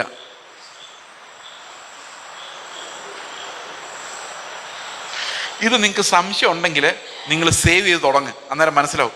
ഓരോ ചില്ലി പൈസയും നുറുക്കി നുറുക്കി നമ്മൾ എടുത്തെടുത്ത് മാറ്റി വയ്ക്കുമ്പം പാസ്റ്റർമാർക്ക് കൊടുക്കുമോ? ആർക്കും കൊടുക്കില്ല. ഓക്കെ. അപ്പോൾ ഈ ധനവാനായ മനുഷ്യൻ ഇങ്ങനെ ഒത്തിരി പൈസ സൂക്ഷിച്ച് വെച്ചിരുന്ന ആളായതുകൊണ്ട് പുള്ളി വളരെ ദുഃഖിച്ച് കടന്നുപോയി. അത് കഴിഞ്ഞപ്പോൾ ശിഷ്യന്മാരുടെ കർത്താവ് പറഞ്ഞു, ധനവാൻ ദൈവരാജ്യത്തിൽ കിടക്കുന്നതിനേക്കാളും എളുപ്പം ഒരൊട്ടകം സൂചിക്കുഴയിലൂടെ കിടക്കുന്നതാണ്. ഓക്കെ. നിങ്ങൾ സൂചിക്കുഴ കണ്ടിട്ടുണ്ടല്ലോ. ഒട്ടകത്തെ കണ്ടിട്ടില്ലായിരിക്കുമെങ്കിൽ സൂചിക്കുഴ കണ്ടിട്ടുണ്ടല്ലോ. ഈ സൂചിക്കുഴയിലുള്ള ഒരു ഒട്ടകം കടന്നു പോകുന്ന ആലോചിച്ചിട്ടുണ്ടോ? ഒട്ടകത്തിൻ്റെ രോമം പോലും ആ സൂചിക്കുഴയുടെ കിടക്കില്ല. നമ്മൾ പലപ്പോഴും ആലോചിക്കും സൂചിക്കുഴ കുറച്ച് വലുതാക്കി വെച്ചിരുന്നെങ്കിൽ നമുക്ക് നൂല് നൂക്കാൻ കോർക്കാൻ എത്ര എളുപ്പമായിരുന്നു. പക്ഷേ സൂചിക്കുഴ വലുതാക്കിയാൽ ആ ഡ്രസ്സ് മുഴുവൻ ചീത്തയാവും. അത്രേ പറ്റുള്ളൂ. അത് കർത്താവ് പറയാണ്, ഒരു ധനവാൻ ദൈവരാജ്യത്തിൽ കിടക്കണമെങ്കിൽ ഒട്ടകം. അപ്പൊ ശിഷ്യന്മാർ പേടിച്ചു പോയി. എന്തുകൊണ്ടാണ് പേടിച്ചു പോയത്? അവർ പറഞ്ഞതിന് ശിഷ്യന്മാർ ആശ്ചര്യപ്പെട്ടു. എന്നിട്ട് കർത്താവിനോട് ചോദിച്ചു, അങ്ങനെയെങ്കിൽ രക്ഷിക്കപ്പെടാൻ ആർക്ക് കഴിയും? അതെന്താ അവരങ്ങനെ ചോദിച്ചത്? ധനവാന്റെ കാര്യം മാത്രമല്ലേ കർത്താവ് പറഞ്ഞോളൂ. ധനവാന്റെ കാര്യം അല്ല കർത്താവ് പറഞ്ഞു. കർത്താവ് പറഞ്ഞു സൂചിക്കുഴയുടെ കാര്യമാണ്. ഈ ശിഷ്യന്മാർ നോക്കിയപ്പോൾ ഒട്ടകം കയറൂല. Okay, fine. ആ ധനവാൻ ഒട്ടകമാണെങ്കിൽ ഞാൻ ആരാ? ആ ധനവാൻ ഒട്ടകം കയറില്ല. ഞാൻ ആരായിരിക്കും? അത് വെച്ച് നോക്കിയാൽ ഒരാട് വേണ്ട, ഒരു പൂച്ച ആയിരിക്കില്ലേ, ഒരു പാറ്റ. അല്ലെ നമ്മൾ പ്രാർത്ഥിക്കാൻ പറയുമ്പോൾ പുഴുവിനെ പോലെ സമർപ്പിക്കുന്ന പുഴു. അല്ലെങ്കിൽ വേണ്ട ഒരു ഉറുമ്പ്. ഒന്നും ഈ സൂചിക്കുഴലിൽ കയറില്ല. ശിഷ്യന്മാരുടനെ ചോദിക്കുക, ഇങ്ങനെയൊക്കെയുള്ളൊരു സൂചിക്കുഴ കൊണ്ടുപോയി നീ വെച്ചാൽ ആർക്ക് രക്ഷപ്പെടാൻ പറ്റും കർത്താവ്? ധനവാന്റെ ഇഷ്യൂ വിട്ടു. അപ്പൊ കർത്താവ് പറയാം, മനുഷ്യരാൽ അത് അസാധ്യം, ദൈവത്താൽ സകലത് സാധ്യം. അപ്പൊ ഒട്ടകത്തെ അല്ല, പൂച്ചയല്ല, പാറ്റയല്ല, എന്തിനേയും സൂചിക്കുഴലിലൂടെ കടത്തണമെങ്കിൽ ദൈവത്തിന് മാത്രമേ പറ്റുള്ളൂ. ഒരു മനുഷ്യനെ കൊണ്ട് സാധിക്കില്ല. ഇനി നിങ്ങൾ കർത്താവിന്റെ കൽപ്പനകൾ നോക്കിക്കേ. കണ്ണു ചൂടുന്നെടുത്ത് എറിഞ്ഞു കളയുക. ഒന്നും മനുഷ്യനെ കൊണ്ട് പറ്റുന്ന കാര്യങ്ങളല്ല, എല്ലാ സൂചിക്കുഴകളാണ്.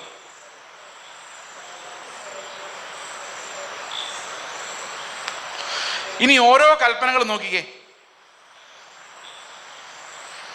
കണ്ണ് എത്രയോ പ്രാവശ്യം ഇടർച്ച വരുത്തിയിരിക്കുന്നു. ആ കണ്ണ് അവിടെ തന്നെ ഉണ്ട്. മൂക്ക് എത്ര പ്രാവശ്യം ഇടർച്ച വരുത്തിയിരിക്കുന്നു.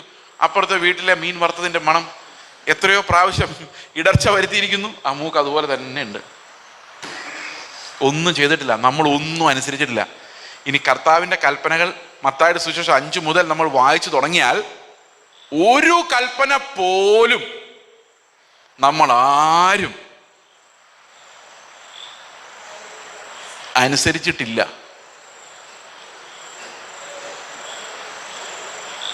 ഗിരിപ്രഭാഷണത്തിൽ ഏതെങ്കിലും ഒരു കൽപ്പന അനുസരിച്ച് ആരെങ്കിലും ഇവിടെ ഉണ്ടെങ്കിൽ ഒന്ന് കൈപൊക്കി കർത്താവിന് സ്തോത്രം ചെയ്യാം. നമ്മളപ്പോ എങ്ങോട്ട് പോകാനിരിക്കുവോ?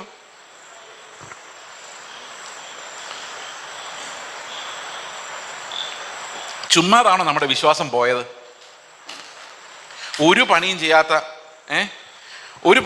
നമ്മളെ, ഒരു കൽപ്പന അനുസരിക്കാത്ത നമ്മൾ, അത്രയും മനസ്സിലായി നിങ്ങൾക്ക്?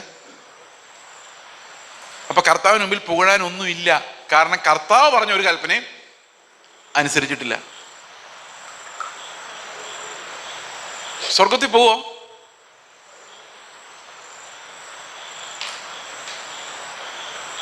ഇനി എങ്ങനെ പോകും? മനുഷ്യരൽ അസാധ്യമാണെന്ന് മനസ്സിലായില്ലേ?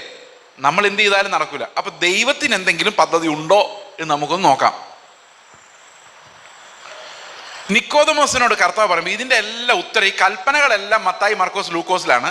എന്നാൽ അതിന്റെ ഉത്തരം യോഹന്നാന്റെ സുവിശേഷത്തിൽ. അതാണ് ഈ 4 സുവിശേഷങ്ങൾ വായിക്കുമ്പോഴാണ് ഈ കൽപ്പനകൾ എങ്ങനെ അനുസരിക്കപ്പെടുന്നതെന്നും എങ്ങനെയാണ് നമ്മളെ കർത്താവ് സൂചിക്കുഴയിലൂടെ വലിച്ചെടുക്കുന്നത് നമുക്ക് മനസ്സിലാകുന്നത്. യോഹന്നാന്റെ സുവിശേഷത്തിൽ കർത്താവ് നിക്കോദമോസിന് പറയാണ്, വീണ്ടും ജനിച്ചില്ല എങ്കിൽ ദൈവരാജ്യം കാണുവാൻ ആർക്കും കഴിയില്ല. അപ്പൊ നമ്മൾ ഒന്നും കൂടെ ജനിക്കണം. നമ്മളെ കൊണ്ട് എന്ത് ചെയ്യാൻ പറ്റില്ല? ഈ സൂചിക്കുഴലിൽ കയറാൻ പറ്റാത്തത് കൊണ്ട്, ഈ ജന്മത്ത് കയറാൻ പറ്റാത്തത് കൊണ്ട്, ഈ ജന്മത്ത് ആ പണി നടക്കാത്തത് കൊണ്ട് നമ്മൾ എന്ത് ചെയ്യേണ്ടി വരും? ഒന്നും കൂടെ. അപ്പൊ നിക്കോദമോസ് ചോദിച്ചു, ഒന്നും കൂടെ ജനിക്കുവാണെങ്കിൽ അമ്മയുടെ വയറ്റിൽ ഒന്നും കൂടെ പോയി ഒന്നും കൂടെ ജനിക്കുന്ന കാര്യമാണോ പറഞ്ഞത്? അതെന്നെ കൊണ്ട് പറ്റൂല. അപ്പൊ നിക്കോദമോസിന്റെ കർത്താവ് പറഞ്ഞു, നീ 100 പ്രാവശ്യം അമ്മയുടെ വയറ്റിൽ പോയി ജനിച്ചാലും നീ ഇങ്ങനെ തന്നെ ആയിരിക്കുള്ളൂ. കാരണം ജഡത്താൽ ജനിച്ചത് എല്ലാം ജഡമാണ്. അപ്പൊ എത്ര പ്രാവശ്യം അമ്മയുടെ വയറ്റിൽ ജനിച്ചാലും നമ്മൾ വിചാരിക്കുക കഴിഞ്ഞ ജന്മത്തിൽ ഓർമ്മയുണ്ട്, സൂക്ഷിക്കണം, ഈ പ്രാവശ്യം നല്ലപോലെ പഠിക്കണം. പക്ഷെ സമയമാകുമ്പോൾ നമ്മൾ വിചാരിക്കും ഉറങ്ങിയിട്ട് നാളെ പഠിക്കാം. അത് നമ്മുടെ സ്വഭാവം അങ്ങനെയാണ്.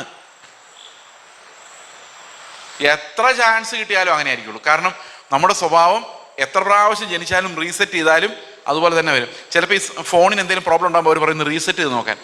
റീസെറ്റ് ചെയ്യാന്ന് പറഞ്ഞാൽ ആദ്യത്തെ പോലെ ഒന്നുകൂടെ ആക്കി നോക്കും. ഫാക്ടറി സെറ്റിംഗ് അടിച്ചു കഴിഞ്ഞാൽ അതുപോലെ തന്നെ ആയിരിക്കും, പിന്നെയും ചെയ്താൽ അതുപോലെ തന്നെ ഇരിക്കും. ഇതിനെയാണ് നമ്മൾ ഈ മാനസാന്തരം. നമ്മുടെ മാനസാന്തരം എല്ലാം കഴിഞ്ഞാലും പിന്നെ നമ്മൾ പഴയ ആൾക്കാർ തന്നെയായിരിക്കും.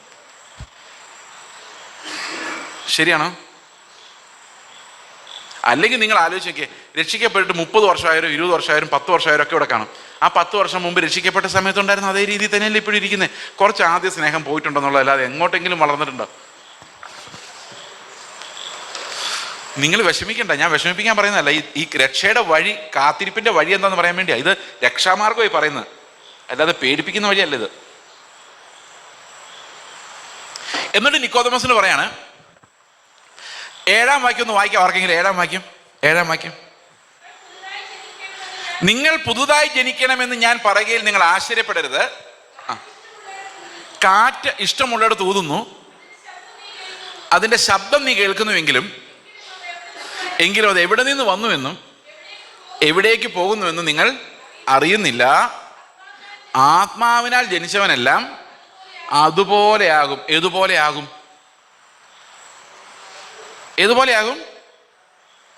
കാറ്റുപോലെ ആകും. അപ്പൊ സൂചിക്കുഴലിലൂടെ കിടക്കണമെങ്കിൽ നമ്മൾ എന്തുപോലെ ആകണം? ഇത് ഭയങ്കരമായിപ്പോയില്ലേ. അപ്പൊ നമ്മൾ ആത്മാവിൽ ജനിച്ചു കഴിഞ്ഞാൽ നമ്മൾ ആരെ പോലെ ആവും? കാറ്റുപോലെ ആവും. കാറ്റുപോലെ ആയാൽ ആ സൂചിക്കുഴലിലൂടെ കിടക്കും. വീണ്ടും ജനിച്ചില്ല എങ്കിൽ ആർക്കും അതിലെ കിടക്കാൻ സാധിക്കില്ല. ഈ ന്യൂമ എന്ന വാക്ക്, സ്പിരിറ്റ് എന്ന് നമ്മൾ പറയുന്ന ന്യൂമ എന്ന വാക്കിന്റെ യഥാർത്ഥ ഗ്രീക്ക് അർത്ഥം കാറ്റെന്നാണ്. ആത്മീക സ്വഭാവം എന്ന് പറഞ്ഞാൽ അതിന്റെ അർത്ഥം കാറ്റിന്റെ സ്വഭാവം എന്നാണ്. എന്ന് പറഞ്ഞു കഴിഞ്ഞാൽ ദൈവത്തിന് നമ്മളെ എങ്ങോട്ട് വേണമെങ്കിലും കൊണ്ടുപോകാം. അവന്റെ ഇഷ്ടം എന്തായാലും നമുക്ക് തടസ്സമില്ല. കാരണം എന്താ? നമ്മൾ കാറ്റ് പോലെയാണ്. കല്ല് പോലെയാണെങ്കിലോ, ഇപ്പൊ ഉദാഹരണത്തിന് നോക്കിയോ, കല്ല് പോലെ ഇനി വെള്ളം കുടിച്ചിട്ടാട്ടെ,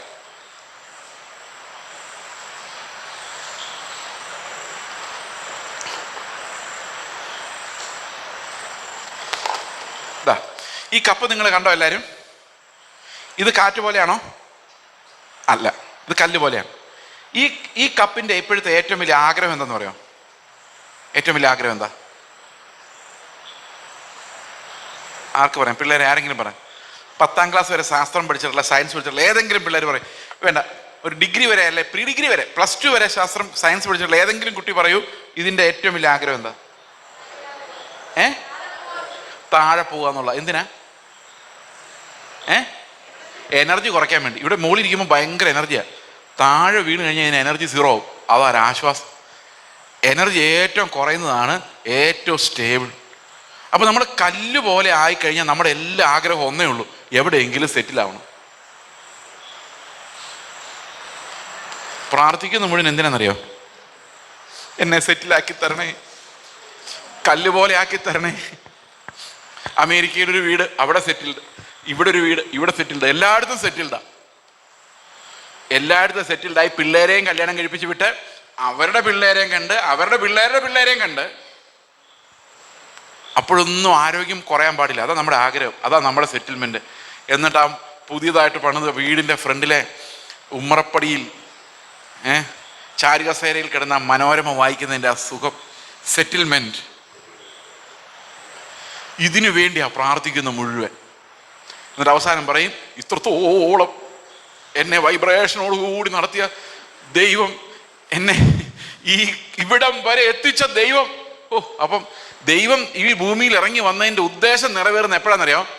ഞാനൊരു വലിയ വീടൊക്കെ വെച്ച് അവിടെ പെരവാസ്തൂലി എന്ന് പറഞ്ഞൊരു സാധനമുണ്ട്. ഈ പെരവാസ്തൂലി എന്ന് പറഞ്ഞ സാധനം നിങ്ങൾ ഒരിക്കലും ചെയ്യരുത്. ഈ അടുപ്പിൽ പാല് വെച്ചിട്ട് തിളപ്പിച്ചിട്ട് വെള്ളം, പാല് തുളുമ്പി പോകണം അല്ലേ? അതല്ലേ, അങ്ങനെയല്ലേ ഈ നാട്ടുകാരെല്ലാം ചെയ്യുന്നത്? അതിൻ്റെ അർത്ഥം എന്താണെന്നറിയോ? പാത്രത്തിൽ അവശേഷിക്കുന്ന പാല് നിങ്ങൾക്ക് കുടിക്കാം, ഈ തുളുമ്പിപ്പോയത് വാസ്തുവിനുള്ള ബലിയാണ്. അതിനെ പെരവാസ്തുലി എന്ന് പറയുന്നത്.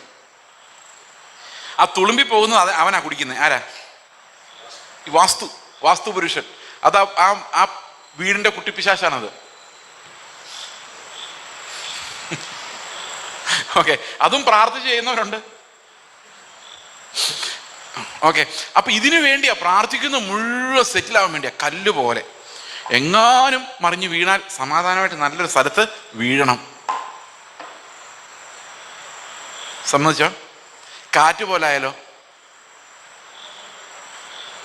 നമ്മുടെ അകത്തെ മനുഷ്യൻ, നമ്മുടെ മൈൻഡ് കാറ്റ് പോലെ ആയുള്ള അവസ്ഥ എന്തായിരിക്കും? ഉപജീവനം എന്നൊരു ചിന്ത നമ്മുടെ ഹൃദയത്തിൽ നിന്ന് പോകും. അന്നത്തെ അധ്വാനം മതി എന്ന് നമ്മൾ ചിന്തിക്കാൻ തുടങ്ങും. നമ്മുടെ മൈൻഡ് മാറും. അപ്പൊ നിങ്ങൾ ചോദിക്കും, വീട് വെക്കുന്നത് തെറ്റാണോ? ഒരിക്കലുമല്ല, വീട് വെക്കാൻ തെറ്റല്ല. ഞങ്ങൾ താമസിക്കുന്ന വീട് ആരോ വെച്ച വീടാ. അവരാ വീട് വെച്ചില്ലായിരുന്നെങ്കിൽ ഞങ്ങൾ എന്ത് ചെയ്തേനെ? അപ്പം വീട് വെക്കാൻ ദൈവം ആൾക്കാരെ വെച്ചിട്ടുണ്ട്, പൈസ ഉള്ളവരവർ വെച്ചോളൂ. നമ്മൾ ഈ വീട് വെക്കാൻ വേണ്ടി പാഞ്ഞു കിടക്കണ്ട. പണ്ടൊരു അപ്പച്ചൻ എന്നോട് പറഞ്ഞാണ്, മോനെ എൻ്റെ മക്കള് വീട് വെക്കാൻ വേണ്ടി ചർച്ച് പണിയാൻ വേണ്ടി നടക്കുവാണ്, പിരിച്ച് പിരിച്ച് പിരിച്ച് പിരിവെടുത്തിട്ടെങ്ങും എത്തുന്നില്ല. അപ്പൊ പാസ്റ്റർ ചോദിക്കുക, എന്താ പരിപാടി? ദൈവാത്മാവ് പറഞ്ഞു ബ്രദറെ, ചർച്ച് പണിയാൻ ആണ്. പൈസ അതെങ്ങനെയെങ്കിലും തെണ്ടി വാങ്ങിച്ചോളാനാ പറഞ്ഞിരിക്കുന്നത് ദൈവം. ചർച്ച് പണിയാൻ മാത്രമേ ദൈവം പറഞ്ഞിട്ടുള്ളൂ, പൈസ ദൈവം കൊടുക്കൂല. അതും നമ്മൾ എവിടെന്നെങ്കിലും പോയി. അപ്പച്ചൻ എന്നോട് പറയുമായിരുന്നു, ഞാൻ അവനോട് പറഞ്ഞു, എടാ പള്ളി പണിയണ്ട, അതുണ്ടായി വരണം എന്ന് പറഞ്ഞാൽ അത് വേണമെങ്കിൽ അത് തന്നെ ഉണ്ടാവും. തന്നെ ഉണ്ടെന്ന് ഇങ്ങനെ മുളച്ചു വരുമെന്നല്ല, തക്ക സമയത്ത് എല്ലാം അസംബിളായിട്ട് ദൈവത്തിനെല്ലാം മനോഹരമായിട്ട് ചെയ്യാൻ പറ്റും. വീടും ഒക്കെ അങ്ങനെ ചെയ്യാൻ പറ്റും. നമ്മൾ അതിനുവേണ്ടി വിശ്വാസം വെച്ച് പിടിച്ചു വെച്ച് ഉപസിച്ച് പ്രാർത്ഥിക്കുമ്പോൾ എന്താ നഷ്ടപ്പെടുന്നറിയോ? ഈ കല്ല് പോലൊരു ഹൃദയം നമുക്ക് ഉണ്ടാവുക. അതങ്ങ് വിട്ടേ, ഈ പ്രാർത്ഥനാ വിഷയങ്ങളെല്ലാം അങ്ങ് വിട്ടേ ഒരു നിമിഷം. എന്നിട്ട് പറഞ്ഞ, കർത്താവേ നിന്റെ ഇഷ്ടം എന്താന്ന് വെച്ചാ അത് മതി. അപ്പൊ നമ്മൾ അകത്തുനിന്നൊരു കാറ്റ് പോലെ ആയി. ധൈര്യം വേണം. ആ ധൈര്യം ഉണ്ടെങ്കിൽ കർത്താവ് വരുമ്പോൾ നമ്മൾ പറക്കും. കാറ്റേ പോവുള്ളൂ. ഈ കല്ലൊക്കെ ഇവിടെ സെറ്റിൽഡ് ആയിരിക്കും. കാറ്റാണെങ്കിൽ എത്ര എളുപ്പമായിരിക്കും കർത്താവ് വിളിക്കുമ്പോൾ പോകുന്നത്. കാരണം ആത്മസ്വഭാവമുള്ളവര് കർത്താവിന്റെ സ്വഭാവമുള്ളവരാ. ആത്മാവുള്ളവൻ ദൈവത്തിന്റെ മക്കളവര്. ഈ ഉപജീവന ചിന്തകളാണ് നമ്മുടെ അന്ത്യകാലത്ത് നമ്മുടെ വിശ്വാസത്തെ തകർത്ത് കളയുന്നത്. കല്ല് പോലെ ആകാൻ, സെറ്റിലാകാനുള്ള ആഗ്രഹം, ആ ആഗ്രഹം എടുത്തു കളഞ്ഞിട്ട് നമ്മുടെ പ്രാർത്ഥനയുടെ എല്ലാ സെന്ററിൽ കർത്താവേ നിന്റെ ഹിതം, നിന്റെ രാജ്യം എന്നുള്ളത് അങ്ങ് വന്നു കഴിയുമ്പോഴേക്കും ബാക്കിയുള്ളതൊക്കെ ദൈവം നോക്കിയോളും. അപ്പൊ ഫെയ്ത്തിന്റെ ഫോക്കസ്, ഞാൻ ഈ ലോകത്ത് വീടുള്ളത് തെറ്റാന്നല്ല ഞാൻ പറയുന്നത്, എന്തെങ്കിലും കാശുണ്ടാവുന്നതും തെറ്റാന്നല്ല. പക്ഷെ നമ്മുടെ വിശ്വാസം അങ്ങോട്ട് പോയാൽ അതിവിശുദ്ധ വിശ്വാസത്തിന്റെ ഒരു ബാക്കി നമ്മുടെ കയ്യിലുണ്ടാവില്ല. അതാ ഇന്ന് സഭകൾക്ക് സംഭവിച്ചിരിക്കുന്നത്. ഇന്ന് ഞാനിങ്ങനെ പലപ്പോഴും ചിന്തിക്കാറുണ്ട്, ഞാനും പൗലോസും കർത്താവിൻ്റെ പ്രതിഫലങ്ങൾ വിഭജിക്കുന്ന ബീമാ സീറ്റിന് മുമ്പിൽ പോയി നിൽക്കുവാണ്. അപ്പൊ കർത്താവ് പൗലോസിനോട് ചോദിക്കുക, പൗലോസെ നീ വിശ്വാസിയാണോ? പൗലോസ് പറയാതെ, നീ എന്താ വിശ്വസിച്ചത്? ഞാൻ നല്ല പോർവൊരു തോട്ടം തികച്ചു, വിശ്വാസം കാത്തു, നീതിയുടെ കിരീടം. അപ്പൊ കർത്താവ് പറയും, ഇതാ നീതിയുടെ കിരീടം. നീ അതിനു വേണ്ടിയല്ല ഇത്രയും വലിയ ഓട്ടം ഓടിയത്? അതെ, ഇതാ നിനക്ക് നീതിയുടെ കിരീടം, നീ എടുത്തോ. പൗലോസ് ആ കിരീടമായിട്ട് പോയി. അടുത്ത ഞാൻ. എന്നോട് കർത്താവ് ചോദിക്കുക, ചെയ്സേ നീ വിശ്വാസിയാണോടാ? ഞാൻ പറഞ്ഞാതെ. എന്താ വിശ്വസിച്ചത്?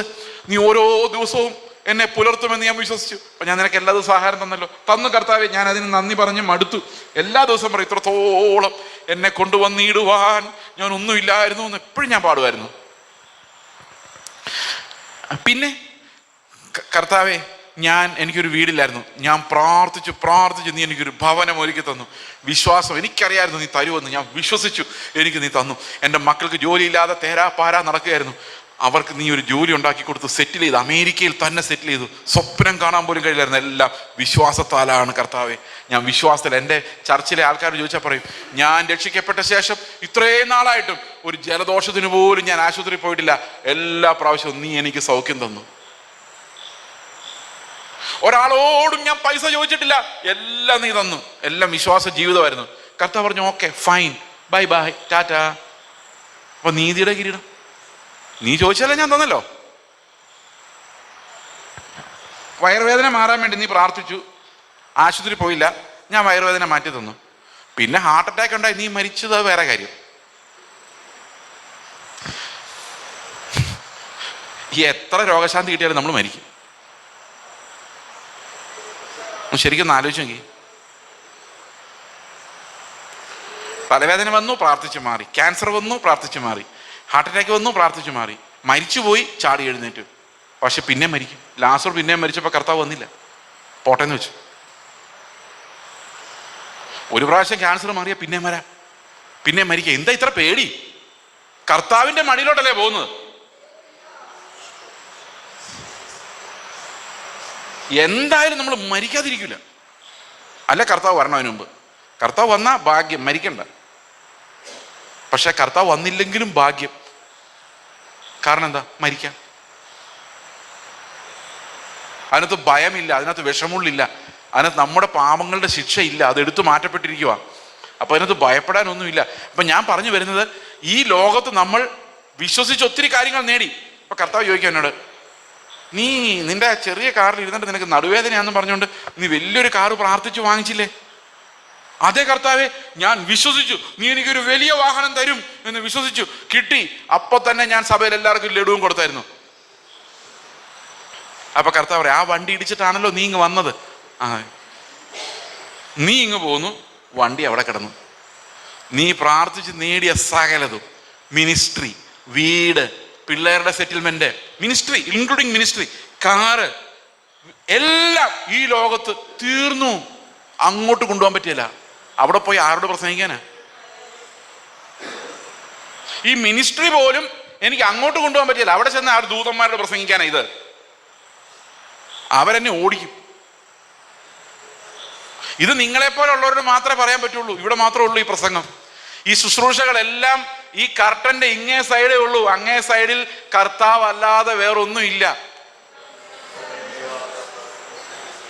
അപ്പോഴാ ഞാൻ ആലോചിക്കുന്നത്, എൻ്റെ കർത്താവെ, നിത്യജീവനിൽ യേശു ക്രിസ്തുവിൻ്റെ വലിയ ധനത്തെ നേടാൻ വേണ്ടി എനിക്ക് കർത്താവ് തന്ന അതിവിശുദ്ധ വിശ്വാസം ഞാൻ ഇവിടെ പുട്ടടിച്ച് തീർത്തല്ലോ കർത്താവെ, ഒന്നും ബാക്കിയില്ലല്ലോ എന്ന് ലജ്ജിതനായിട്ട് ഞാൻ അവിടെ നിൽക്കുന്ന ഒരു കാലഘട്ടമാണ് നമ്മുടെ മുമ്പിൽ നമ്മൾ കാണേണ്ടത്. നമ്മൾ ഒത്തിരി വിശ്വസിച്ച് പ്രാർത്ഥിക്കുന്നുണ്ട്, മേടിക്കുന്നുണ്ട്.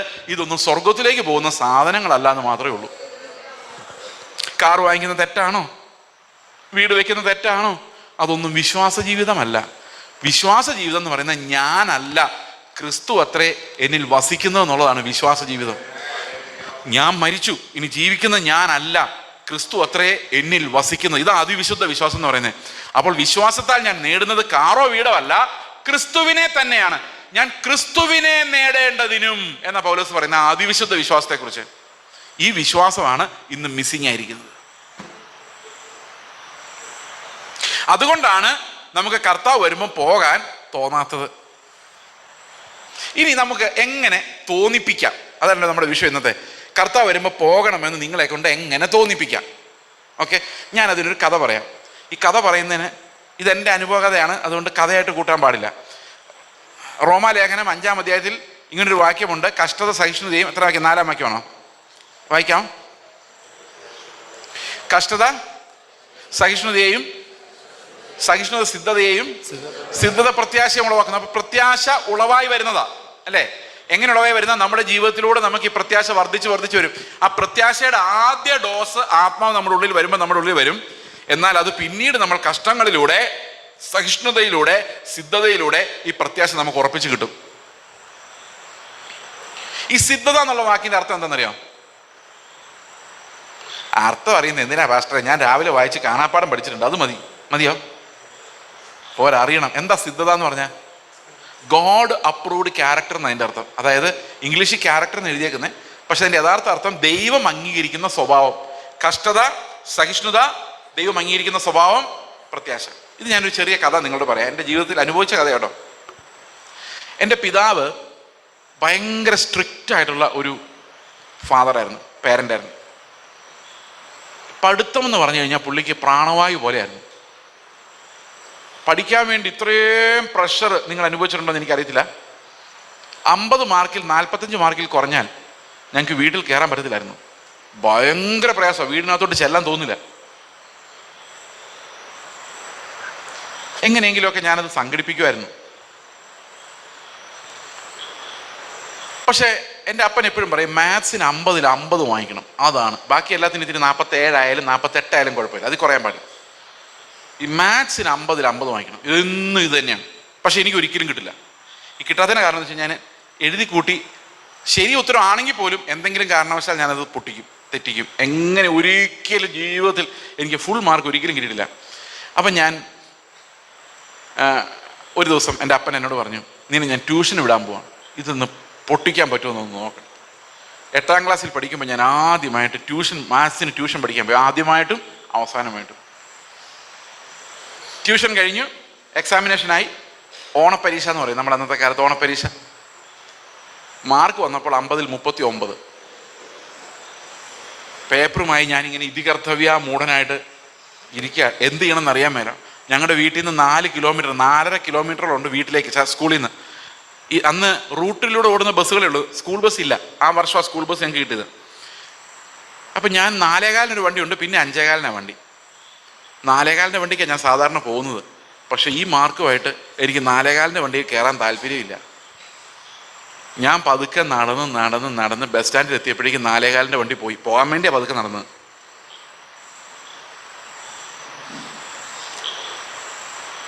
അടുത്ത വണ്ടി 5:15. 1 മണിക്കൂർ ഞാൻ നേടാൻ ശ്രമിക്കുക, വീട്ടിലോട്ട് പോകാൻ താല്പര്യമില്ല.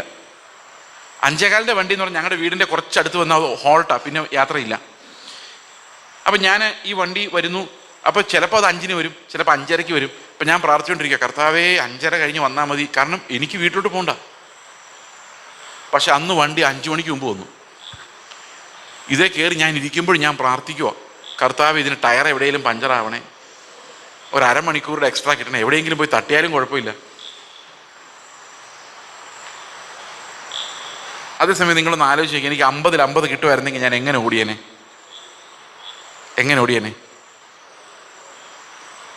ഒന്ന് ആലോചിച്ച് നോക്കി. ഞാൻ ആ 4 മണിക്ക് തന്നെ ഓടി ബസ് സ്റ്റാൻഡിൽ ചെന്നിട്ട് ഈ 4:15 വണ്ടി എന്താ വരാത്തേ നോക്കി വാച്ച് നോക്കി നിൽക്കുമായിരുന്നേ അല്ലേ. കാരണം അതൊരു വിജയമാണ്, വിക്ടറിയാണ്. എനിക്ക് ധൈര്യമായി ചെല്ലണമെങ്കിൽ എത്ര വേണം? നമ്മുടെ നേരത്തെ എത്ര മാർക്ക് കിട്ടാൻ വേണ്ടി? നമ്മൾ 3 മാർക്കിന്റെ ഷോർട്ടേജ് 100ൽ 35 കിട്ടാൻ വേണ്ടിയായിരുന്നല്ലേ. പ്രിയ സഹോദരങ്ങളെ, ഈ പ്രത്യാശ എന്ന് പറയുന്നത് ഉണ്ടാകുന്ന എവിടെ നിന്നാണ്? 5:1 പറഞ്ഞിട്ടുണ്ട്. വിശ്വാസത്താൽ നീതീകരിക്കപ്പെട്ടതുകൊണ്ട് മാത്രമാണ് നമുക്ക് പിതാവിനോട് സമാധാനമുള്ളത്. ആ സമാധാനം നമുക്ക് കിട്ടിയാൽ മാത്രമേ നമുക്ക് അങ്ങോട്ട് ചെല്ലാൻ തോന്നുള്ളൂ. എൻ്റെ അപ്പൻ എന്നോട് പീസുണ്ട്, എന്നെ ഇഷ്ടമാണ്, എനിക്ക് കർത്താവിൻ്റെ മടിയിൽ കയറി ഇരിക്കാം, ഞാൻ മകനാണ്. ഈ അഷുറൻസ് എനിക്ക് കിട്ടാതെ, ആ സമാധാനം എനിക്ക് കിട്ടാതെ എനിക്ക് ഒരിക്കലും സ്വർഗത്തിൽ പോകണമെന്ന് തോന്നുന്നില്ല.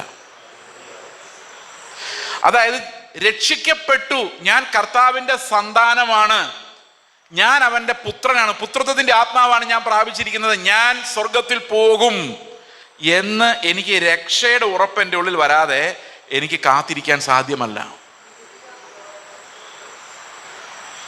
മനസ്സിലാവുന്നുണ്ടോ? ഓക്കെ, അപ്പൊ നമുക്ക് ഒരു കാര്യം മനസ്സിലായി, നമ്മൾ ആരും ഒരു നന്മയും ചെയ്യുന്നില്ല. പിന്നെ എങ്ങനെയാണ് നമ്മളെ ദൈവം രക്ഷിക്കുന്നത് എന്ന് നമുക്കൊന്ന് ആലോചിച്ച് നോക്കാം. ഓക്കെ, ഈ ഒരു നന്മയും ചെയ്യാതെ രക്ഷിക്കാൻ എന്തെങ്കിലും വഴിയുണ്ടോ? നമ്മളെ കാറ്റുപോലെ ആക്കാൻ ദൈവത്തിന്റെ കയ്യിൽ എന്തെങ്കിലും പദ്ധതി ഉണ്ടോ എന്ന് നമുക്കൊന്ന് ആലോചിക്കാം. ഈ റോമാലേഖനം പറയുമ്പം റോമാലേഖനത്തിൽ ഈ അപ്പോസ്തലിക ഉപദേശത്തിൽ ഏറ്റവും പ്രധാനപ്പെട്ട കാര്യം, നമ്മൾ ഈ പ്രത്യാശ എന്ന വിഷയത്തിലേക്ക് നമ്മൾ വരാതെ ഒരിക്കലും അന്ത്യകാലത്തെക്കുറിച്ച് നിങ്ങളോട് എന്ത് പറഞ്ഞാലും മനസ്സിലാവുകയില്ല. അതുകൊണ്ടൊരു പ്രയോജനവുമില്ല. നിങ്ങൾ പുസ്തകം വായിക്കുന്നതിൽ വായിക്കുക എന്നുള്ളതല്ലാതെ നിങ്ങളുടെ ഉള്ളിലൊരു കാത്തിരിപ്പ് ഉണ്ടാവുകയില്ല. അതിനുവേണ്ടിയാണ് ഞാൻ ഈ പരിശ്രമിക്കുന്നത്. ഓക്കെ, റോമാലേഖനം മൂന്നാം അധ്യായത്തിൽ നമുക്ക് 1-2 വാക്യങ്ങൾ വായിക്കാം. അതിൻ്റെ 10-ാം വാക്യം വായിച്ചേ. 10-ാം വാക്യം, നീതിമാൻ ആരുമില്ല, ഒരുത്തൻ പോലുമില്ല, ഒരു മനുഷ്യൻ പോലും നീതിമാനായിട്ടില്ല. ഞാൻ നിങ്ങളോട് പറയാം, നീതിമാന്മാരെല്ലാം കൈപൊക്കിക്കേ എന്ന് പറഞ്ഞാൽ നിങ്ങൾക്ക് വേണമെങ്കിൽ കൈപൊക്കാം. ഇന്നലെ ഞാൻ പറഞ്ഞില്ലേ, എന്താ അത്തിയില കൂട്ടിത്തുന്നിയ ആ നീതി വെച്ച് വേണമെങ്കിൽ നമുക്ക് കൈപൊക്കാം. പക്ഷേ അന്തരാത്മാവിലേക്ക് നോക്കിക്കഴിഞ്ഞാൽ നമ്മളിൽ ഒരു നീതി ഉണ്ടാവില്ല. ഞാനൊരു എക്സാമ്പിൾ പറയാം. 2007 ഞങ്ങൾ ആന്ധ്രാപ്രദേശിൽ മിഷണറിമാരായിരിക്കുമ്പം ഒരു സ്ത്രീ ഞങ്ങളുടെ വീട്ടിലേക്ക് കയറി വന്നു. എൻ്റെ ഭാര്യയുമായിട്ട് വഴക്കുണ്ടാക്കി. ആ വഴക്കുണ്ടാക്കി എന്തിനാന്നൊക്കെ പറയാൻ പോയാൽ ഈ പ്രസംഗം അതുകൊണ്ട് തീർക്കേണ്ടി വരും. അത് പത്രത്തിലൊക്കെ വന്ന വലിയ സംഭവമാണ്. തെലുങ്ക് പത്രത്തിലൊക്കെ വന്ന ഭയങ്കര സംഭവം. ഈ സ്ത്രീ വന്ന് വഴക്കുണ്ടാക്കി. എൻ്റെ ഭാര്യയുടെ കാരണത്തിനോട്ട് നോക്കി ടപ്പ് ടപ്പ് ടപ്പ് എന്ന് 3 അടി. ഞാൻ ആ വാതിൻ്റെ അവിടെ നിന്ന് ഇത്രയും ദൂരെ ഗേറ്റിൽ നിൽക്കുന്നു. ഗേറ്റിനകത്തോട്ടാണ് വീടിരിക്കുന്നത്. അപ്പം ഞാൻ ഈ അടി കണ്ടു. എനിക്ക് എന്തെന്നില്ലാത്ത സന്തോഷം എൻ്റെ ഉള്ളിലുണ്ടായി. കാരണം എന്താണെന്ന് വെച്ച് കഴിഞ്ഞാൽ എൻ്റെ ഭാര്യ അടി കൊണ്ടു എന്നുള്ളതല്ലായിരുന്നു എൻ്റെ സന്തോഷം. ഈ 3 അടി അടിച്ചിട്ടും എൻ്റെ ഭാര്യ തിരിച്ചടിക്കുവോ തള്ളി മാറ്റുവോ ഒന്നും ചെയ്യാതെ ചുമ്മാ നിന്നങ്ങ് കൊണ്ടു എന്നുള്ളത് എനിക്ക് അൺബിലീവബിൾ ആയിരുന്നു. ഞാൻ ചിന്തിക്കുക, എൻ്റെ കർത്താവേ എന്തൊരു ധൈര്യം! ഞാനായിരുന്നെങ്കിൽ അറ്റ്ലീസ്റ്റ് ആളെ തള്ളിയെങ്കിലും മാറ്റിയേനെ. എന്താടാ ഈ കാണിക്കുന്നതെന്നെങ്കിലും ചോദിച്ചേനെ. കാരണം അത് നാച്ചുറൽ ഇൻസ്റ്റിങ്ക്റ്റ് ആയിട്ട് നമ്മുടെ ഉള്ളിൽ വരുന്നതാണ്. ഞാൻ തലയിൽ കവിച്ചു പോയി. ദൈവമേ, അത്ഭുതം! എന്നിട്ട് ഞാൻ വീടിന് ചുറ്റും നടന്ന് കർത്താവിന് സ്തോത്രം പറഞ്ഞു. കർത്താവേ, എൻ്റെ ഭാര്യയ്ക്ക് ഒരു കരണത്തടിച്ച ആൾക്ക് തിരിച്ച് കരണം കാണിച്ചു കൊടുക്കാനും പിന്നെ അടിച്ചിട്ട് പിന്നെ എന്ത് ചെയ്യണം നീ പറഞ്ഞിട്ടില്ലാഞ്ഞിട്ടും 3ാമത് ഒരിക്കൽ കൂടി കാണിച്ചു കൊടുക്കാനും എൻ്റെ ഭാര്യയെ നീ സഹായിച്ചതിനായിട്ട് സ്തോത്രം എന്ന് പറഞ്ഞു. കർത്താവ് എൻ്റെ ഹൃദയത്തിനകത്ത് പറഞ്ഞു, മോനെ, നിൻ്റെ സ്തോത്രത്തിലും ആ കരണം കാണിച്ചു കൊടുത്തതിനകത്തൊന്നും എനിക്കൊരു പ്രസാദവുമില്ല. എൻ്റെ ഉള്ളിൽ പിന്നെ അസമാധാനം ഉണ്ടായി. അസമാധാനം കാരണം ആയില്ല, ഇത് നീതിയല്ല, ഇത് വേഷം കെട്ടലാണ് എന്ന് എൻ്റെ ഉള്ളിലിരുന്ന ആത്മാവ് പറഞ്ഞു. ഞാൻ ചോദിച്ചു, കർത്താവേ, അതെന്താണ്? ബൈബിളിൽ പറഞ്ഞിരിക്കുന്നത് ഒരു കരണത്തടിച്ചാൽ മറ്റേ കരണം കാണിച്ചു കൊടുക്കണം, മറ്റേ കരണത്തടിച്ചാൽ പിന്നെ എന്ത് ചെയ്യണമെന്ന് പറയാഞ്ഞിട്ട് പോലും എൻ്റെ ഭാര്യ 3ാമതും കരണം കാണിച്ചു കൊടുത്ത ആളാണ്. അത്രയല്ലാതെ പിന്നെ എന്താ ചെയ്യേണ്ടത്? കർത്താവ് പറഞ്ഞു, നിൻ്റെ ഭാര്യ എന്ത് ചെയ്താലും അതിവിടെ കൗണ്ട് ചെയ്യുന്നില്ല.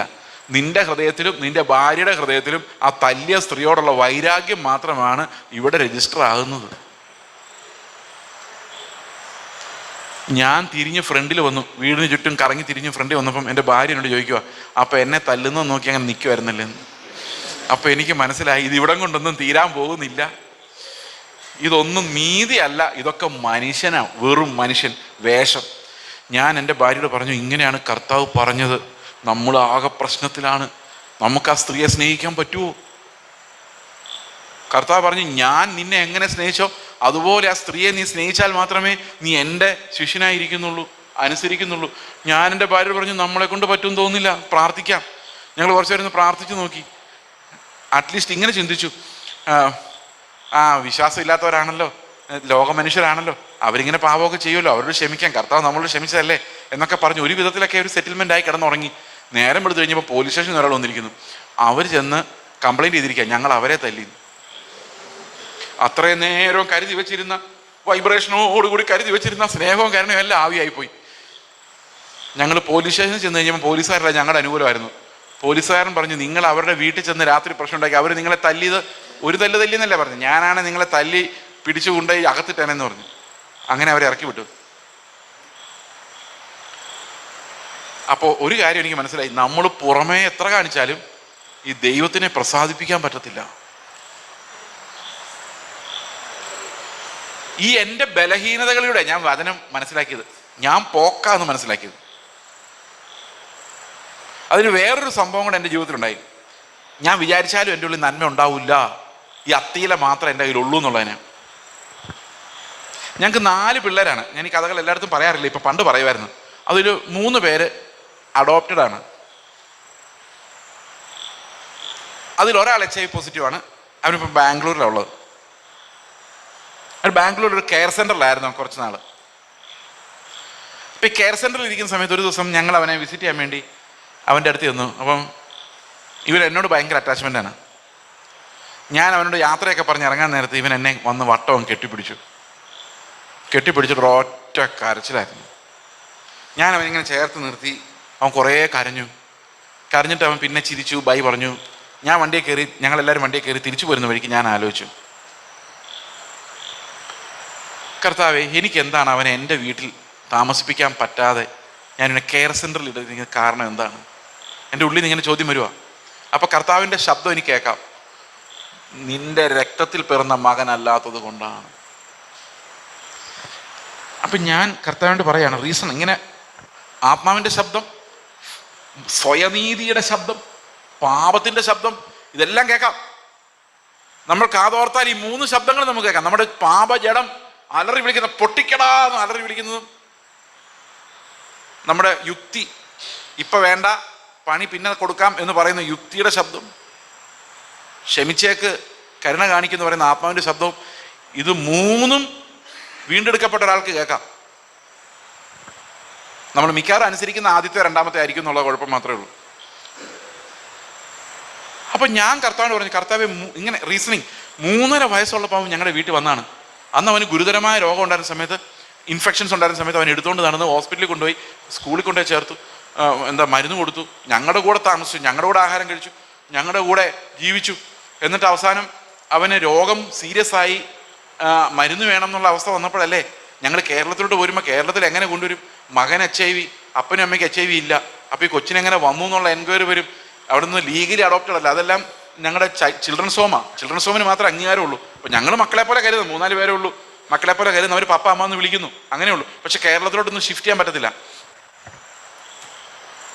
അതുകൊണ്ടല്ലേ കർത്താവെ ഞങ്ങൾ അവനെ ഒരു രജിസ്റ്റേർഡ് കെയർ സെൻ്റർ, അതും ഒത്തിരി അവാർഡുകൾ കിട്ടിയിട്ടുള്ള, വളരെ കൃത്യമായി നോക്കുന്ന വിശ്വാസികൾ നടത്തുന്ന ഒരു കെയർ സെൻ്ററിലല്ലേ വിട്ടത്. അപ്പോൾ കർത്താവിൻ്റെ ശബ്ദം പിന്നെ എന്നോട് പറഞ്ഞു, നിന്റെ സ്വന്തം കുഞ്ഞല്ലാത്തതുകൊണ്ടാണ്, നീ തർക്കിക്കണ്ട, നീ എക്സ്ക്യൂസ് പറയാൻ ഭയങ്കര മിടുക്കനാണ്, പക്ഷെ നിന്റെ ഹൃദയത്തിൽ അവനോട് സ്നേഹമില്ലാത്തതുകൊണ്ടാണ്. ഞാൻ തകർന്നുപോയി. ഞാൻ വണ്ടി ഓടിച്ചുകൊണ്ടിരിക്കുന്ന എൻ്റെ കണ്ണ് നിറഞ്ഞിട്ട് എനിക്ക് വണ്ടി ഓടിക്കാൻ പറ്റുന്നില്ല. അപ്പം ഞാൻ ഒന്ന് ആലോചിച്ച് നോക്കിയപ്പോൾ സംഗതി ശരിയാ. ഞാൻ ഒരു നിമിഷം ആലോചിച്ചു, എൻ്റെ സ്വന്തം മകനായിരുന്നു ഈ അവസ്ഥ ഉണ്ടായിരുന്നെങ്കിൽ ഞാൻ അവനെ ബാംഗ്ലൂരിലെ കെയർ സെൻ്ററിൽ വിട്ടിട്ട് ഒരിക്കലും എറണാകുളത്ത് വന്ന് വീട് വാടകയ്ക്ക് എടുക്കില്ല, ഉറപ്പായിട്ട് എടുക്കില്ല. ഞാൻ ബാംഗ്ലൂരിൽ തന്നെ ഒരു വീടെടുത്തേനെ, എപ്പോഴും അവൻ്റെ അടുത്ത് തന്നെ ഉണ്ടായിരുന്നേനെ, എപ്പോഴും അവൻ്റെ അടുത്ത് പോയിരുന്ന കരഞ്ഞേനെ. എൻ്റെ ഹൃദയത്തിൽ അതൊരു വലിയ ഭാരമായിരുന്നേനെ. അവനാ കരഞ്ഞത്, എനിക്ക് കരച്ചിൽ വരുന്നില്ലായിരുന്നു. അപ്പം എനിക്കൊരു കാര്യം മനസ്സിലായി, അവൻ എന്നോടുള്ള സ്നേഹം പോലും എനിക്ക് അവനോട് ഇല്ല. ഞാൻ പറഞ്ഞു, എൻ്റെ കർത്താവേ, ഞാൻ പാപിയാണ്, എൻ്റെ ഹൃദയത്തിൽ അതില്ല.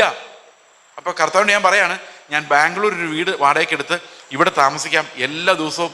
അപ്പോൾ കർത്താവിൻ്റെ ശബ്ദം പിന്നെ എൻ്റെ ഉള്ളിൽ വന്നു, നീ അതിനകത്ത് താമസിച്ചാലും നിന്റെ ഹൃദയത്തിനകത്ത് ഈ സാധനം ഉണ്ടാവില്ല. ഈ സ്നേഹം എന്ന് പറയുന്നത് മാനുഷികമല്ല, അത് ആത്മാവിനാൽ വരുന്ന സ്നേഹം കൊണ്ട് മാത്രമേ നമുക്ക് ദൈവത്തെ അനുസരിക്കാൻ പറ്റുള്ളൂ.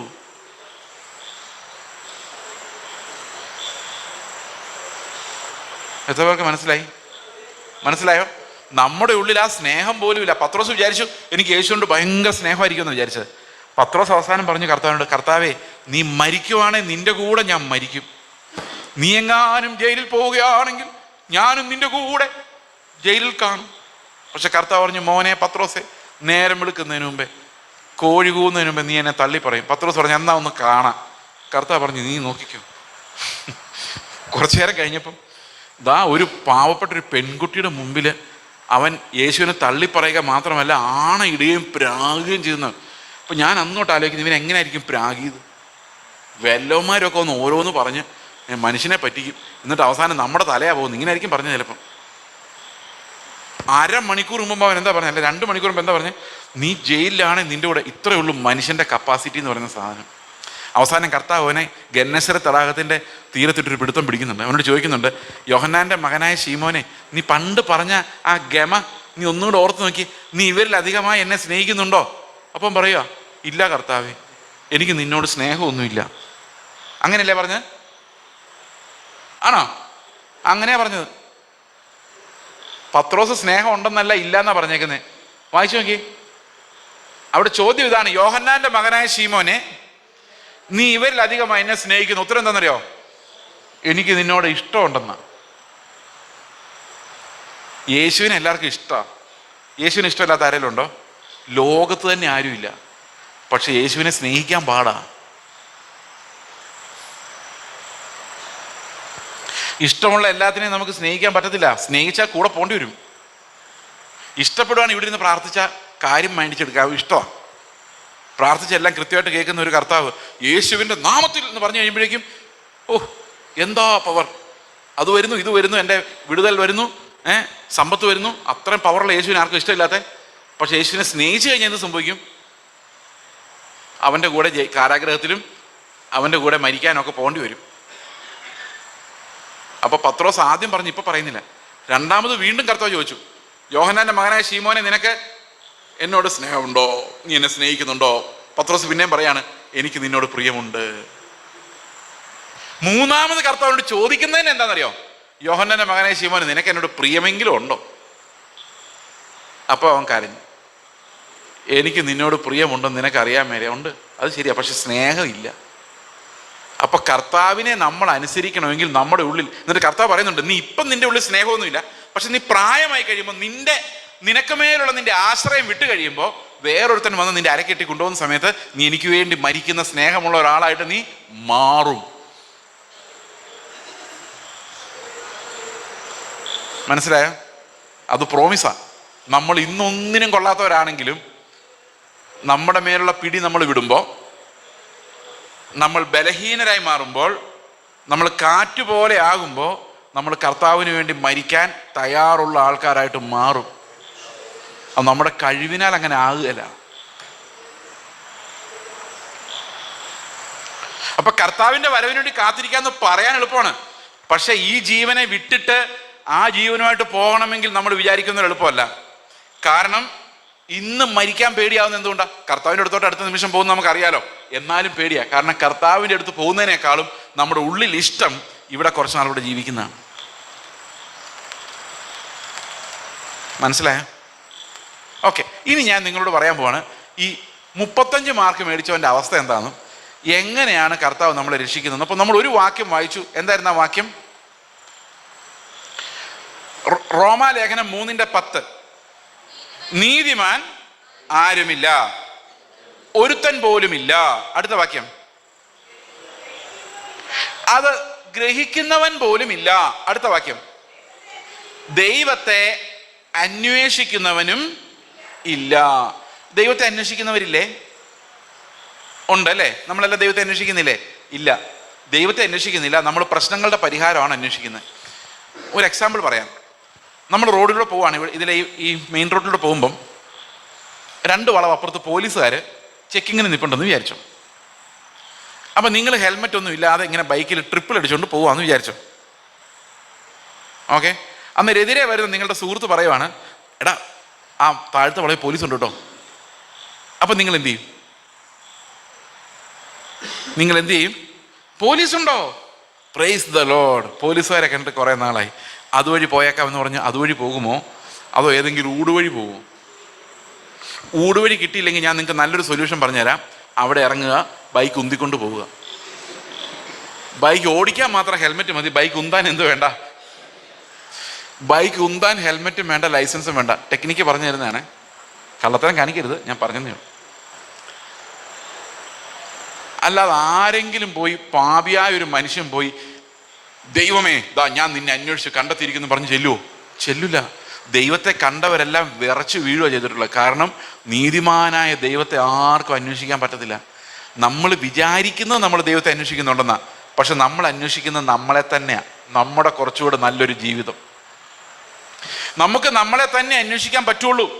നിങ്ങൾക്കറിയാമോ, ഇതിനെ തിയോളജിയിൽ പറയുന്ന, വേദശാസ്ത്രത്തിൽ പറയുന്നത് ഇൻകർവേറ്റസ് ഇൻ സേ എന്നാണ്. കർവ് എന്ന് പറഞ്ഞാൽ വളഞ്ഞതെന്ന് അർത്ഥം. നമ്മുടെ ദൈവാന്വേഷണം എല്ലാം വളഞ്ഞതാണ്. Whatever goes around comes around. കേട്ടിട്ടുണ്ടോ? എന്താണോ വളഞ്ഞു പോകുന്നത് അത് നിങ്ങളുടെ അടുത്തേക്ക് തന്നെ മടങ്ങി വരും. ഒരു ഉറുമ്പ് ഒരു ഗ്ലോബിന് മുകളിലൂടെ പോവാണ്. ഓക്കെ, ആ ഉറുമ്പിൻ്റെ വിചാരം ഞാൻ നേരെയാ പോകുന്നതെന്നാ. പക്ഷെ നോക്കിക്കൊണ്ടിരിക്കും, നമുക്കറിയാം ഇത് കറങ്ങി തിരിഞ്ഞ് എവിടെ തന്നെ വരും. ഞാൻ ഇവിടെ നിന്ന് കറുകച്ചാല് വരെ ഒരു സ്ട്രെയിറ്റ് ലൈൻ വരച്ചിട്ട് നടന്നു പോകാമെന്ന് വിചാരിച്ചോ, ഞാൻ വിചാരിക്കുന്നത് ഞാൻ സ്ട്രെയിറ്റ് ലൈനിലാണ് പോകുന്നതെന്നാ. പക്ഷെ ഭൂമി ഉരുണ്ടതായതുകൊണ്ട് ഞാൻ വളഞ്ഞാണ് പോകുന്നത്. ആ പോക്ക് ഞാൻ പോയാൽ കറങ്ങി തിരിഞ്ഞ് കൊച്ചി ചെന്ന് അറബിക്കടലിലൂടെ നടന്ന് ആഫ്രിക്കയിലൂടെ നടന്ന് തിരിച്ച് ഇതേ കറുകച്ചാലി വരും. വളഞ്ഞാ പോകുന്നത്. നടപ്പിത്തിരി കൂടുതലായിരിക്കുന്നേ ഉള്ളൂ. ഈ ദൈവത്തെ അന്വേഷിച്ച് നമ്മൾ അവസാനം നമ്മുടെ തന്നെ സ്വഭാവമുള്ള ഒരാളെ കണ്ടുപിടിച്ചേക്കുന്നത്.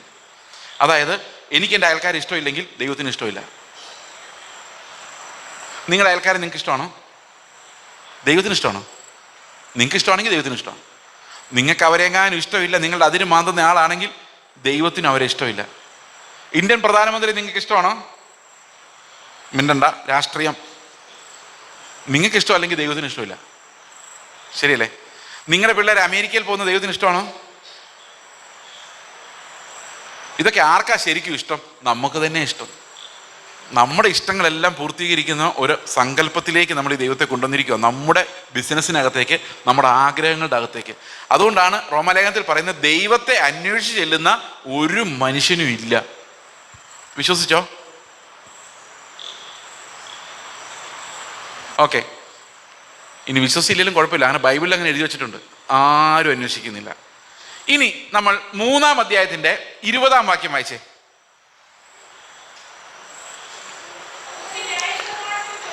അതുകൊണ്ട് ന്യായപ്രമാണത്തിന്റെ പ്രവൃത്തികളാൽ ഒരു ജഡവും അവന്റെ സന്നിധിയിൽ നീതീകരിക്കപ്പെടുകയില്ല. അടുത്തത്, ന്യായപ്രമാണത്താൽ പാപത്തിന്റെ പരിജ്ഞാനം അത്രേ വരുന്നത്. അപ്പൊ ശരിക്കും പറഞ്ഞു കഴിഞ്ഞാൽ, ഞാൻ ഒരു കഥയും കൂടെ പറയാം. ഓക്കെ, ഒരപ്പന് 2 മക്കളുണ്ടെന്നിരിക്കട്ടെ. ഇതിൽ മൂത്ത മകൻ മഹാ തല്ലിപ്പൊളിയും അനുസരിക്കാത്തവനും തെമ്മാടിയും നശീകരണ ബുദ്ധിയുള്ളവനുമാണെന്ന് വിചാരിക്കുക. നിങ്ങൾ ആരെയും കുറിച്ചല്ല, കഥയാണ്. ഇളയ മകനുമാണ്.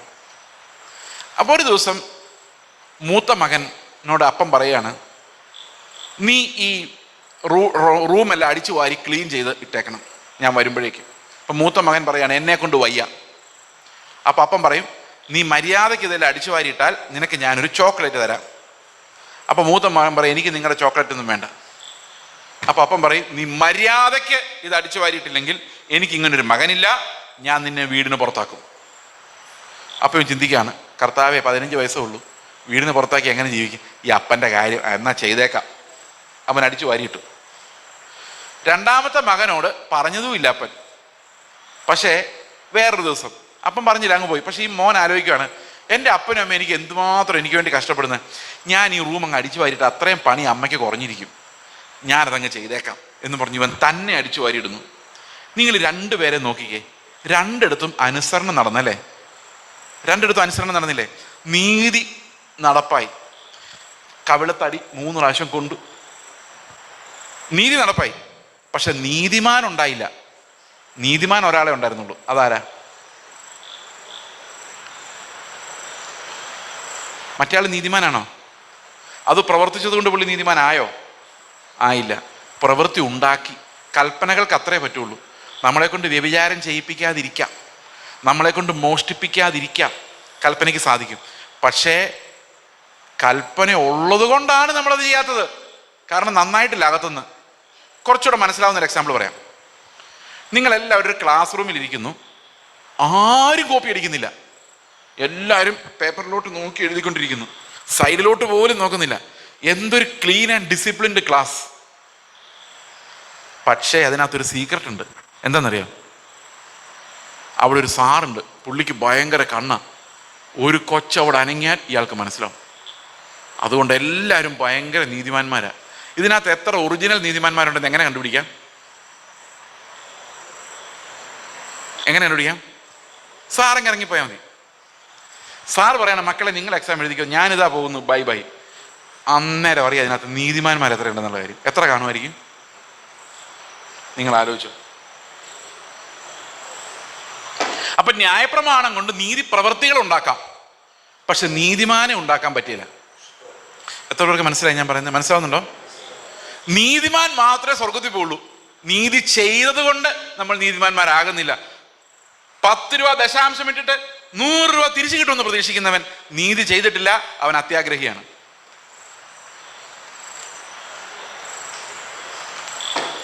ആ 10 രൂപ ഇടുമ്പോൾ അവൻ്റെ മനസ്സിൽ എന്താ പറയുന്നറിയോ?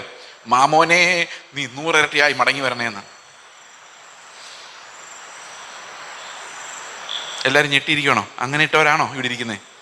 അറിയാൻ പറ്റും. നിയമങ്ങൾ കൊണ്ട് പേടിപ്പിച്ചും ഭീഷണിപ്പെടുത്തിയും നരകത്തിലുള്ളെന്നും പറഞ്ഞും അടികിട്ടുമെന്നും പറഞ്ഞും ദശാംശം ഇടിപ്പിക്കാം. പക്ഷെ നീതിമാനം ഉണ്ടാക്കാൻ പറ്റില്ല. അപ്പൊ ദൈവം നമ്മളെ നീതിമാനാക്കണമെങ്കിൽ എന്ത് ചെയ്യണം? ഒരു പിടിയും കിട്ടുന്നില്ലേ? നമ്മളെ കാറ്റുപോലെ ആക്കണം. നമ്മളെ പുതിയ മനുഷ്യരാക്കി പുതിയൊരു സ്വഭാവം നമുക്ക് തരാതെ നമ്മളെ നീതിമാന്മാരാക്കി മാറ്റാൻ കഴിയത്തില്ല. അപ്പൊ നമുക്കൊരു പുതിയ സ്വഭാവം ദൈവം തരണം. അതിനാണ് ഈ വീണ്ടും ജനനം എന്ന് പറയുന്നത്. വീണ്ടും ജനനത്തിൽ എന്ത് സംഭവിക്കുന്നത് വെച്ച് കഴിഞ്ഞാൽ നമ്മുടെ പഴയ സ്വഭാവം ഉരിഞ്ഞു കളഞ്ഞ് പുതിയൊരു സ്വഭാവം ദൈവം നമുക്ക് തരുന്നു. 22-ാം വാക്യം വായിച്ചേ.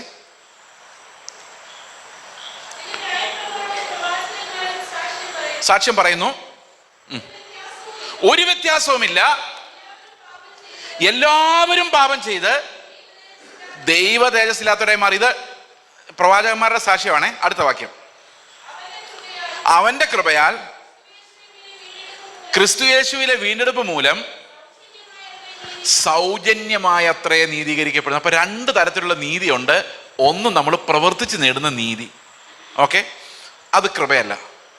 മറ്റൊന്ന്, ആ നീതി പോരാ, എനിക്ക് ക്രിസ്തുവിൻ്റെ സ്വഭാവത്തിൽ നിന്ന് വരുന്ന നീതി വേണം. ആ നീതി ദൈവത്തിൻ്റെ ദാനമാണ്. നിങ്ങൾക്ക് ഏത് നീതിയാണ് വേണ്ടത്? ഏത് നീതിയാണ് വേണ്ടത്? ക്രിസ്തുവിൻ്റെ സ്വഭാവത്തിൽ നിന്ന് വരുന്ന നീതി മാത്രമേ ആ കുഞ്ഞാടിൻ്റെ നീതി വസ്ത്രമായിട്ട് മാറുന്നുള്ളൂ. ബാക്കിയുള്ളതെല്ലാം നമ്മുടെ അത്തീലകളായിട്ടിരിക്കുകയുള്ളൂ. അടുത്ത വാക്യം വായിച്ചേ. വിശ്വസിക്കുന്നവർക്ക് അവൻ തന്റെ രക്തം മൂലം പ്രായശ്ചിത്തമാകേണ്ടതിന് ദൈവം അവനെ പരസ്യമായി നിർത്തിയിരിക്കുന്നു. അടുത്ത വാക്യം. അടുത്ത വാക്യം വായിച്ചു. അതിനടുത്ത വാക്യം, തന്റെ നീതിയെ പ്രദർശിപ്പിക്കാൻ താൻ നീതിമാനും, ശ്രദ്ധിക്കണേ, താൻ നീതിമാനും യേശുവിൽ വിശ്വസിക്കുന്നവരെ നീതീകരിക്കുന്നവനും ആകേണ്ടതിന് ഇക്കാലത്ത് ഇങ്ങനെ ചെയ്തു. അപ്പൊ ദൈവം എന്തിനിങ്ങനെ സൗജന്യമായിട്ട് നീതീകരിച്ചത്? നീതിമാൻ ആരുമില്ല, നീതിമാൻ ക്രിസ്തു മാത്രമേ ഉള്ളൂ എന്നും അവനിൽ വിശ്വസിക്കുന്നവൻ മാത്രമേ നീതിമാൻ ആക്കപ്പെടുകയുള്ളൂ എന്നും തെളിയിക്കാൻ വേണ്ടിയാണ് കർത്താവ് എന്ത് ചെയ്തത്? ഇങ്ങനെ സൗജന്യമായ ഒരു നീതി വച്ചത്. മനസ്സിലായോ? ഞാനത് ഒന്നും കൂടെ വിശദീകരിക്കാം. നിങ്ങൾക്ക് എന്നെ പോലെ ആകണം എന്ന് ആഗ്രഹം വേണ്ട, വെറുതെയാണ്, ജസ്റ്റ് ഒരു എക്സാമ്പിൾ. എന്ത് ചെയ്താൽ മതി? പ്രവർത്തിച്ചാൽ മതി. നിങ്ങളുടെ പാസ്റ്ററെ പോലെ ആകണമെങ്കിൽ എന്ത് ചെയ്താൽ മതി? പ്രവർത്തിച്ചാൽ മതി. എന്നാൽ ക്രിസ്തുവിനെ പോലെ ആകുന്ന കാര്യം എന്ന് പറഞ്ഞേ, എടാ ക്രിസ്തുവിനെ പോലെ ആകടാ. പറ്റുമോ ഇല്ലയോ? നിങ്ങൾ മിണ്ടുന്നില്ല. അപ്പൊ ക്രിസ്തുവിനെ പോലെ ആകുന്നത് മാത്രം നമ്മൾ നോക്കിയാൽ നടക്കൂല. കാരണം സൂചിക്കുഴ പോലെയാണ്. അത് ദൈവത്തിന് മാത്രമേ സാധിക്കുള്ളൂ നമ്മളെ ക്രിസ്തുവിനെ പോലെ ആക്കാൻ. അതുകൊണ്ട് നമ്മൾ വിശ്വസിക്കുകയാണ്, കർത്താവേ നീ എന്നെ യേശുവിനെ പോലെ ആക്കി മാറ്റും. ഇത് രണ്ടും കൽപ്പിച്ചുള്ളൊരു വിശ്വാസമാണ്. ആ വിശ്വാസം ഉണ്ടോ നിങ്ങൾക്ക്? ദൈവത്തിന് പറ്റുമെന്ന്? ഈ വിശ്വാസത്താൽ നമുക്ക് ലഭിക്കുന്ന നീതി. ഇതെന്താണ് ഈ നീതി എന്നുള്ള കാര്യം ഞാനൊരു ഇല്ലസ്ട്രേഷനിലൂടെ കാണിച്ചു തരാം. 2 കഥകളൂടെ പറയുമ്പം നമ്മുടെ ടൈം തീരും. അരമണിക്കൂറുണ്ട് ഇനിയുള്ള 2 കഥകൾ. നമുക്ക് ആദ്യം റോമാലേഖനം 5-ാം അധ്യായത്തിന്റെ 19-ാം വാക്യം ഒന്ന് വായിക്കാം. 19ഉം 20ഉം വാക്യങ്ങൾ വായിക്കാം. ഏക മനുഷ്യന്റെ അനുസരണക്കേടിനാൽ അനേകർ പാപികളായി തീർന്നതുപോലെ ഏകന്റെ അനുസരണത്താൽ അനേകർ നീതിമാന്മാരെ തീർന്നു. അപ്പോൾ മനുഷ്യനീതി എന്ന് പറയുന്ന മനുഷ്യർ പ്രവർത്തിക്കുന്ന നീതിയും ക്രിസ്തുവിന്റെ നീതി എന്ന് പറയുന്നത് ക്രിസ്തു പ്രവർത്തിക്കുന്ന നീതിയുമാണ്. അല്ലേ? മനുഷ്യരുടെ നീതിയാൽ ഞാൻ നീതിമാനാകണമെങ്കിൽ ഞാൻ അനുസരിച്ച് പ്രവർത്തിക്കണം. ക്രിസ്തുവിന്റെ നീതിയാൽ ഞാൻ നീതിമാനാകണമെങ്കിലോ ഏകന്റെ അനുസരണത്താൽ നമ്മളെല്ലാവരും നീതിമാന്മാരായി മാറണം. അല്ലേ? അപ്പൊ അത് സൗജന്യമേ മാത്രമേ നമുക്ക് തരാൻ സാധിക്കുള്ളൂ. ഇതെങ്ങനെ ലഭിക്കും എന്നുള്ള കാര്യം നമുക്ക് നോക്കാം. അടുത്ത വാക്യം,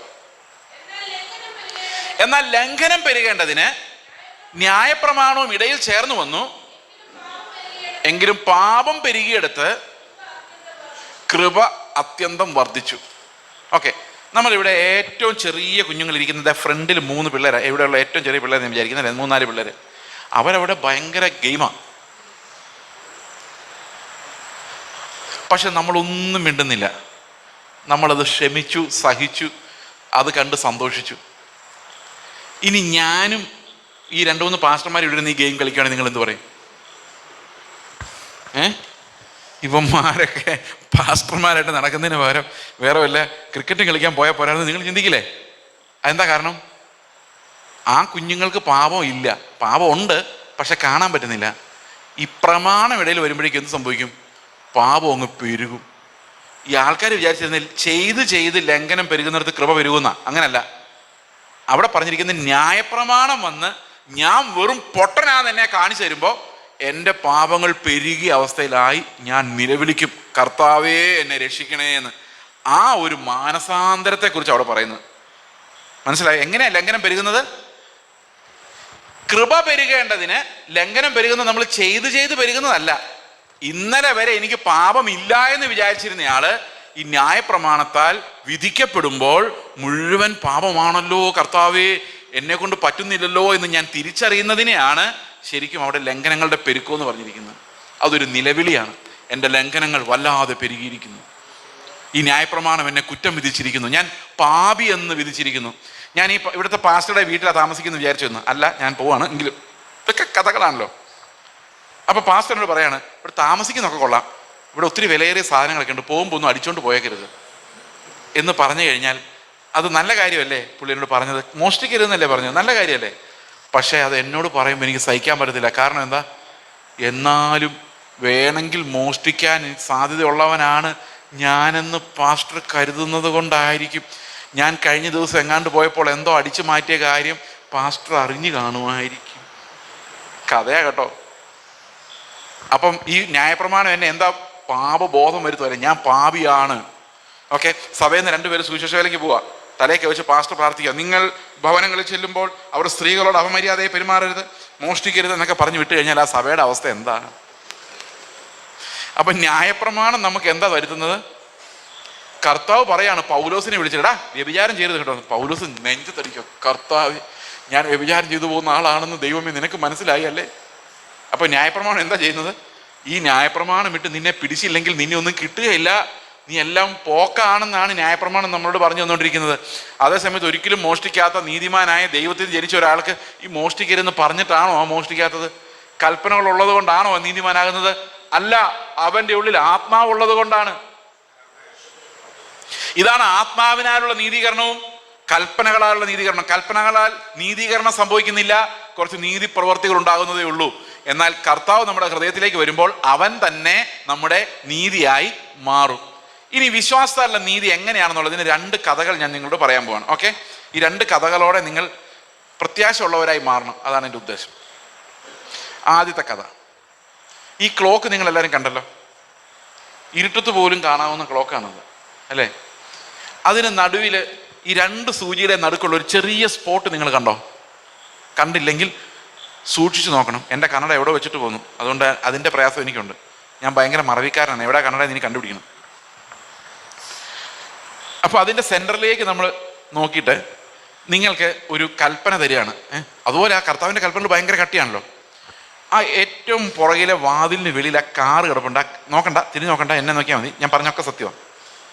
ആ കാറിൻ്റെ അവിടെ നിന്നിട്ട് 1000 ആരോസ് അമ്പ് നിങ്ങളുടെ കയ്യിൽ തന്നിട്ട് നിങ്ങൾ പറയാണ്, ലക്ഷ്യം തെറ്റരുത്, ആ സെൻട്രൽ പോയിന്റിൽ കൊള്ളിക്കണം, ലക്ഷ്യം തെറ്റുന്നതാണ് പാപം. പാപം എന്ന് പറഞ്ഞാൽ എന്തുവാ? ഹമാർത്തിയ, ലക്ഷ്യം തെറ്റുക. കേട്ടിട്ടില്ലേ? ഓക്കെ, അപ്പോൾ നിങ്ങൾ ആ കാറിൻ്റെ അടുത്ത് നിർത്തിയിട്ട് നിങ്ങൾ എറിയാണ്. 1000 ആരോ. ആദ്യത്തെ ആരോ എവിടോ ഒന്ന് വീണു, രണ്ടാമത്തെ ആരോ എവിടോ 1000 ആരോ ഇട്ട് ഏതെങ്കിലും ഒരെണ്ണം അതിൻ്റെ സെൻട്രൽ പോയിന്റിൽ കൊള്ളു നിങ്ങൾ പ്രതീക്ഷിക്കുന്നുണ്ടോ? പക്ഷെ കർത്താവ് എറിഞ്ഞപ്പം പെർഫെക്റ്റ് ആയിരുന്നു. എന്ന് പറഞ്ഞാൽ അവനിൽ ഒരു പാപം ഉണ്ടായിരുന്നില്ല. He obeyed perfectly. അപ്പോൾ ആകെ 1000 ആരോയും നിലത്ത് ആ പോയിന്റിൽ കൊള്ളിച്ച ഒരൊറ്റയാള് കർത്താവ് മാത്രം. അതുകൊണ്ടാണ് റോമാലേഖനം 5:19 പറയുന്നത്, ഏകന്റെ അനുസരണത്താൽ നിങ്ങളെല്ലാവരും നീതിമാന്മാരായി മാറും. എങ്ങനെയാ മാറും? വിശ്വാസത്താൽ നീതിമാന്മാരായി മാറും. അതെങ്ങനെയാന്ന് നമുക്ക് നോക്കാം. അപ്പം ഞാൻ അവിടെ പോയി എറിയാൻ തുടങ്ങുകയാണ്. ആദ്യത്തെ എയർ ആ നീല കാർപ്പറ്റിൻ്റെ ആദ്യ ഭാഗത്ത് തന്നെ വീണു. ഒരു ഉന്നവും ഇല്ല. രണ്ടാമത്തെ ഏറ് കുറച്ചുകൂടെ മുമ്പ് വീണു. പിന്നെ രണ്ടും കൽപ്പിച്ച് ഉന്നം പിടിച്ചൊക്കെ എറിഞ്ഞ ഒരു 500ാമത്തെ ഏറ് ഇവിടെ വന്ന് വീണു. പിന്നെ എറിഞ്ഞെറിഞ്ഞെറിഞ്ഞൊരു 990ാമത്തെ ഏറ് ഈ PYPA ത്രിദിന ബൈബിൾ സ്റ്റഡിയുടെ മുകളിൽ വന്ന് വീണു. 999ാമത്തെ ആരോ ക്ലോക്കിന്റെ തൊട്ട് വെളിയും. അപ്പൊ എനിക്ക് ഉത്സാഹം വർദ്ധിക്കുക. മരിക്കുന്നതിന് മുമ്പ് അവസാനത്തെ ആരോ എറിയുന്നതിന് മുമ്പ് സെൻട്രൽ പോയിന്റിൽ കൊള്ളിക്കണം. പക്ഷെ അവസാനത്തെ ആരോ എതിലെയോ പോയി, ഞാൻ മരിച്ചു. വെള്ളം കുടിക്കട്ടെ. ഞാൻ സ്വർഗത്തിൽ ചെന്നപ്പോൾ കർത്താവിനോട് ചോദിച്ചു, എങ്ങനെ ഉണ്ടായിരുന്നു നിന്റെ ജീവിതം? ഞാൻ പറഞ്ഞു, എൻ്റെ കർത്താവെ, നീ എന്നെ മകനെ എന്ന് വിളിച്ചു, ഞാൻ നിന്നെ അപ്പാന്ന് വിളിച്ചു, ആത്മാവിനെ തന്നു.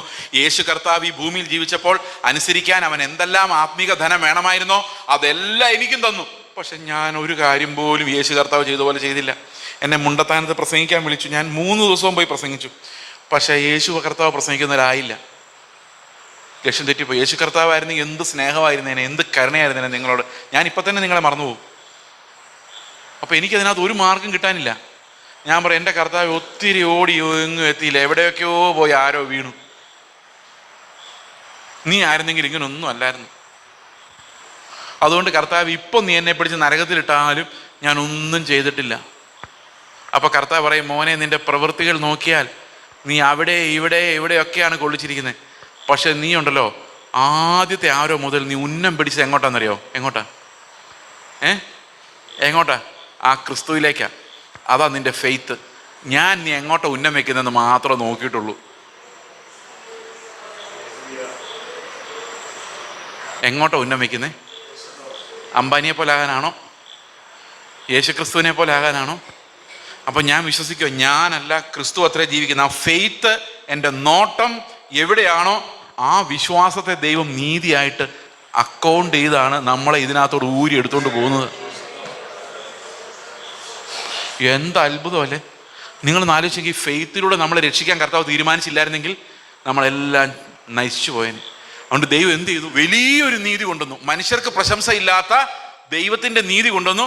യേശു കർത്താവ് എന്ന ഏകനാൽ അനുസരണം പൂർത്തിയാക്കിയിട്ട് നമ്മളോട് പറഞ്ഞു, നിങ്ങളെ ക്രിസ്തുവിൽ തെരഞ്ഞെടുത്തിരിക്കുന്നു, വിശുദ്ധ ജീവിതം ജീവിച്ചോ എന്ന് പറഞ്ഞു.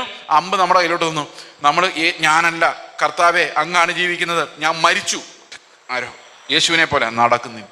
പക്ഷേ ഈ വിശ്വാസത്തെ ദൈവം നീതിയായി കണക്കിട്ടിട്ട് ഓരോ പ്രാവശ്യം കർത്താവിന് ഉന്നം വയ്ക്കുമ്പോൾ അതെനിക്ക് നീതിയായി. അപ്പം എൻ്റെ ജീവിതത്തിൻ്റെ മൊത്തം നോക്കിക്കഴിഞ്ഞാൽ ഞാൻ ആരെ പോലെ ആകാൻ വേണ്ടിയാണ് ഓടിയത്, അതാണ് എൻ്റെ ഫെയ്ത്ത്. അപ്പൊ കാറ് വാങ്ങിക്കുന്നതാണോ ഫെയ്ത്ത്?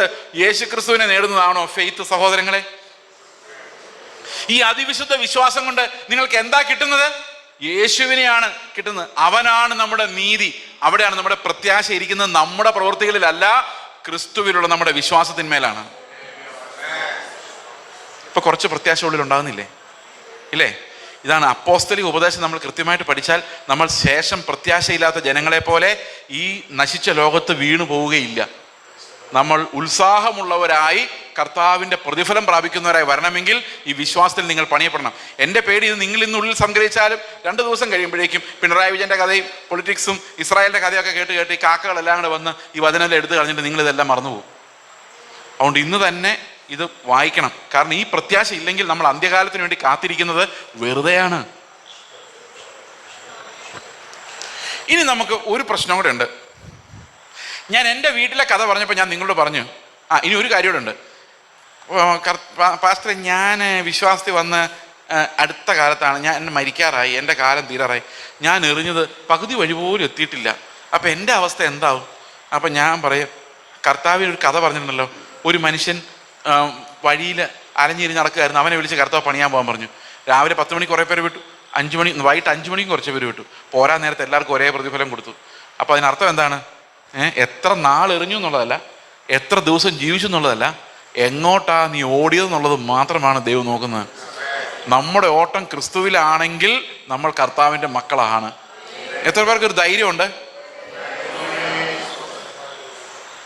ഇനി ഒരു കഥ കൂടെ പറയുമ്പം നമ്മുടെ കഥ തീരും. ഇനി കർത്താവ് വന്നാലും നമുക്ക് സന്തോഷമായിരിക്കും. കാരണം ഈ കഥ കൂടെ കേട്ട് മനസ്സിലായി. ഞാൻ നിങ്ങളുടെ ഗിരിപ്രഭാഷണത്തിലെ നീതി കർത്താവിൻ്റെ നീതി സൂചിക്കുഴലിൽ പോകുന്ന കഥയൊക്കെ പറഞ്ഞു കഴിഞ്ഞപ്പം ഞാൻ നിങ്ങളൊരു കാര്യം പറഞ്ഞായിരുന്നു, കർത്താവിൻ്റെ എല്ലാ കൽപ്പനകളും സൂചിക്കുഴ പോലെയാണ്. ഓർമ്മയുണ്ടോ? ആർക്കും കയറാൻ പറ്റാത്ത. അപ്പോൾ ഈ പരീക്ഷയിൽ നമ്മൾ ആരും ജയിക്കാൻ പോകുന്നില്ല, തോറ്റു പോവുള്ളൂ സ്വാഭാവികമായി നോക്കിയാൽ. കാരണം നമുക്ക് ആർക്കും ഈ സൂചിക്കുഴലിൽ കയറാനുള്ള കപ്പാസിറ്റി ഇല്ല. അപ്പം നമ്മളെല്ലാം ഇങ്ങനെ വിഷമിച്ചിരിക്കുകയാണ്. ഇനി ഒരു സാങ്കല്പികമായ ഒരു ക്ലാസ് റൂമാണ് ഇതെന്ന് നിങ്ങൾ വിചാരിക്കുക. ഇതൊരു ക്ലാസ് റൂമാണ്. ഏത് ക്ലാസ്സിലും ഒട്ടും പഠിക്കാത്ത 1-2 പിള്ളേർ കാണും, നല്ലപോലെ പഠിക്കുന്ന 1-2 പിള്ളേരും കാണും, ബാക്കിയുള്ളതൊക്കെ ഇടയ്ക്കായിരിക്കും. അല്ലേ? അങ്ങനെയല്ലേ? 100-ൽ 98 കിട്ടുന്ന ഒരാളും 99 കിട്ടുന്ന ആളുമാണ് ഫ്രണ്ട് ബെഞ്ചിലിരിക്കുന്നത്.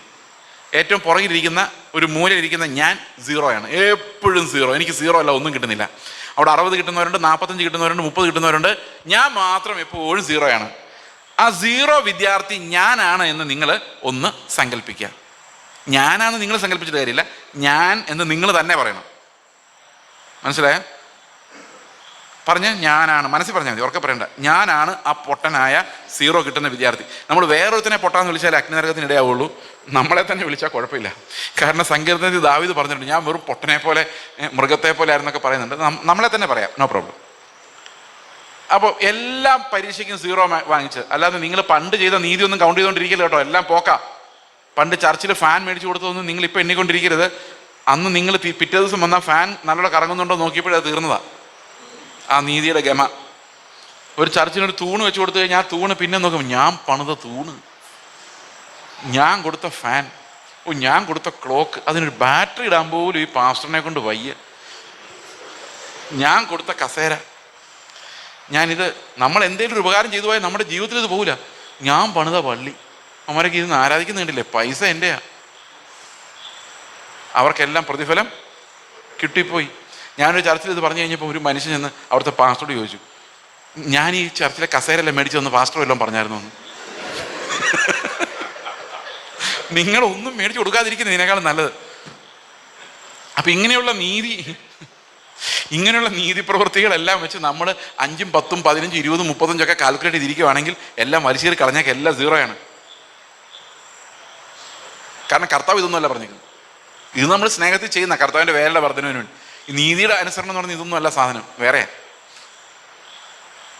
അപ്പം അങ്ങനെ ഞാൻ പൊട്ടനായി ക്ലാസ്സിലിരിക്കുകയാണ്, ഞാൻ തോക്കുന്ന ഉറപ്പാണ്. അപ്പം അപ്പുറത്തെ വിദ്യാർത്ഥി നോക്കുമ്പോൾ എനിക്ക് തോന്നുന്നു അവൻ ഭയങ്കര പഠിത്തമാണ്, അല്ലെ? നമുക്കങ്ങനെ തോന്നും. അവൻ 99കാരനാണ്, അവൻ പാസ്സാവും. ഇപ്പുറത്തിരിക്കുന്നത് 34കാരനാണ്, അവൻ 1 മാർക്ക് മതി, അവൻ ട്യൂഷൻ എടുത്ത് അവൻ രക്ഷപ്പെടും. ഞാൻ എന്ത് ചെയ്യും? ഞാൻ പൊട്ടും. എന്നിങ്ങനെ വിഷമിച്ചിരിക്കുമ്പം ഒരു സാർ എൻ്റെ അടുത്ത് വന്നിട്ട് പറയാണ്, ചേസേ, ഒരു നല്ല വാർത്തയായിട്ടാണ് ഞാൻ വന്നിരിക്കുന്നത്. അപ്പം ചോദിക്കും, എന്താ സാർ നല്ല വാർത്ത? ഈ പ്രാവശ്യം നിൻ്റെ പരീക്ഷയുടെ ചോദ്യപേപ്പർ ഉണ്ടാക്കുന്നത് ഞാനാണ്. അപ്പം ഞാൻ പറയാം, അത് മതി, നല്ല വാർത്ത. സാർ ഒരു കാര്യം ചെയ്യും, ഒരു 10 ചോദ്യം, എനിക്ക് 35 മാർക്ക് മതി, അത് മേടിക്കാനുള്ളൊരു 10 ചോദ്യം നീ എനിക്ക് അഡ്വാൻസ് ആയിട്ട് തന്നാൽ ഞാൻ അത് പഠിച്ചിട്ട് പാസ്സായിക്കോളാം. എനിക്കിതങ്ങ് തീർന്ന് കിട്ടിയാൽ മതി, എങ്ങനെയെങ്കിലും അപ്പുറത്തൊന്ന് ചാടിയാൽ മതി. അങ്ങനെ വിശ്വസിക്കുന്ന ഒത്തിരി പേരുണ്ട്, എങ്ങനെയെങ്കിലും സ്വർഗത്തിൽ പോകാനിരിക്കുന്നവർ. അങ്ങനെയൊന്നും പോകാൻ പറ്റില്ല എന്നുള്ളതാണ് എൻ്റെ യാഥാർത്ഥ്യം. അപ്പോൾ സാറ് പറഞ്ഞാൽ ആ ചോദ്യങ്ങളൊക്കെ വളരെ സിമ്പിളാണ്. താഴ്മയുള്ളവനായിരിക്കണം, സ്നേഹിക്കണം. ഞാൻ ആലോചിച്ച് നോക്കി, കഴിഞ്ഞ ഉപവാസ പ്രാർത്ഥനയ്ക്കും പറഞ്ഞാണ്, താഴ്ത്തി സമർപ്പിക്കുന്നു, പൊടി പോലെ ഏൽപ്പിക്കുന്നു. പക്ഷേ അടുത്തിരിക്കുന്നവൻ തോണ്ടിയപ്പം ഈ പുഴുവും പൊടിയും എല്ലാം ചാടി പാമ്പ് പോലെ ആയി. കാരണം താഴ്മ എന്ന് പറഞ്ഞ സാധനം ഉണ്ടാകുന്നില്ല. ഉണ്ടാകണമെന്ന് ആഗ്രഹമുണ്ട്, പക്ഷെ വരുന്നില്ല. ഗമ ഉള്ളിൽ ഇങ്ങനെ കിടക്കുക. സ്നേഹിക്കണമെന്ന് ആഗ്രഹമില്ല, ഞാൻ തീരുമാനം എടുത്ത നാളെ മുതൽ ഞാൻ എൻ്റെ അമ്മായിയമ്മയെ ജീവനെ പോലെ സ്നേഹിക്കും. അമ്മായിമ്മയുടെ മുഖം കാണുമ്പോൾ ആ സ്നേഹം ആകെയായിട്ട്. എത്രയോ നാൾ പരിശ്രമിച്ച് തോറ്റ് തുന്നം പാടിയിരിക്കുന്ന ആൾക്കാരാ ഇതേ ചോദ്യം പിന്നെയും. സാറ് പറയും, ആകെ 5 or 6 ചോദ്യമുള്ളൂ. കരുണ, സ്നേഹം, ന്യായപ്രമാണത്തിൽ ഘനമേറിയത്. സാറേ വിട്ടേക്ക്, ഞാൻ തോറ്റു, എനിക്കിത് ഒരു കാര്യം പോലും അനുസരിക്കാൻ പറ്റില്ല. പണ്ട് ഒരമ്മച്ചി ഉണ്ടായിരുന്നു, പുള്ളിക്കാരി ഭയങ്കര താഴ്മ പരിശീലിക്കുന്ന ആളായിരുന്നു. അപ്പോൾ ഒരു ദിവസം എൻ്റെ ഒരു സുഹൃത്ത്, ഇത് നടന്ന കഥയാണ്, ചുമ്മാ തമാശല്ല, ഒരു സുഹൃത്ത് ഒരു ചർച്ച ചെന്ന് പ്രസംഗിച്ച് കഴിഞ്ഞ് ഇറങ്ങി വന്നപ്പം ഈ അമ്മച്ചി പുറകെ ചെന്നു. പുറകെ വന്നിട്ട് സുഹൃത്തിനോട് ചോദിച്ചു, എന്നെക്കുറിച്ച് ഇവിടുത്തെ പാസ്റ്റർ വല്ലതും പറഞ്ഞായിരുന്നു ചോദിച്ചു. പുള്ളി പറഞ്ഞില്ല, ഒന്നും പറഞ്ഞില്ലല്ലോ. ഒന്നും പറഞ്ഞില്ലേ? ഇല്ല, ഈ ചർച്ചിലെ ഏറ്റവും താഴ്മയുള്ള അമ്മാമ്മ ഞാനാണെന്ന് എല്ലാവരും പറയുന്നത്.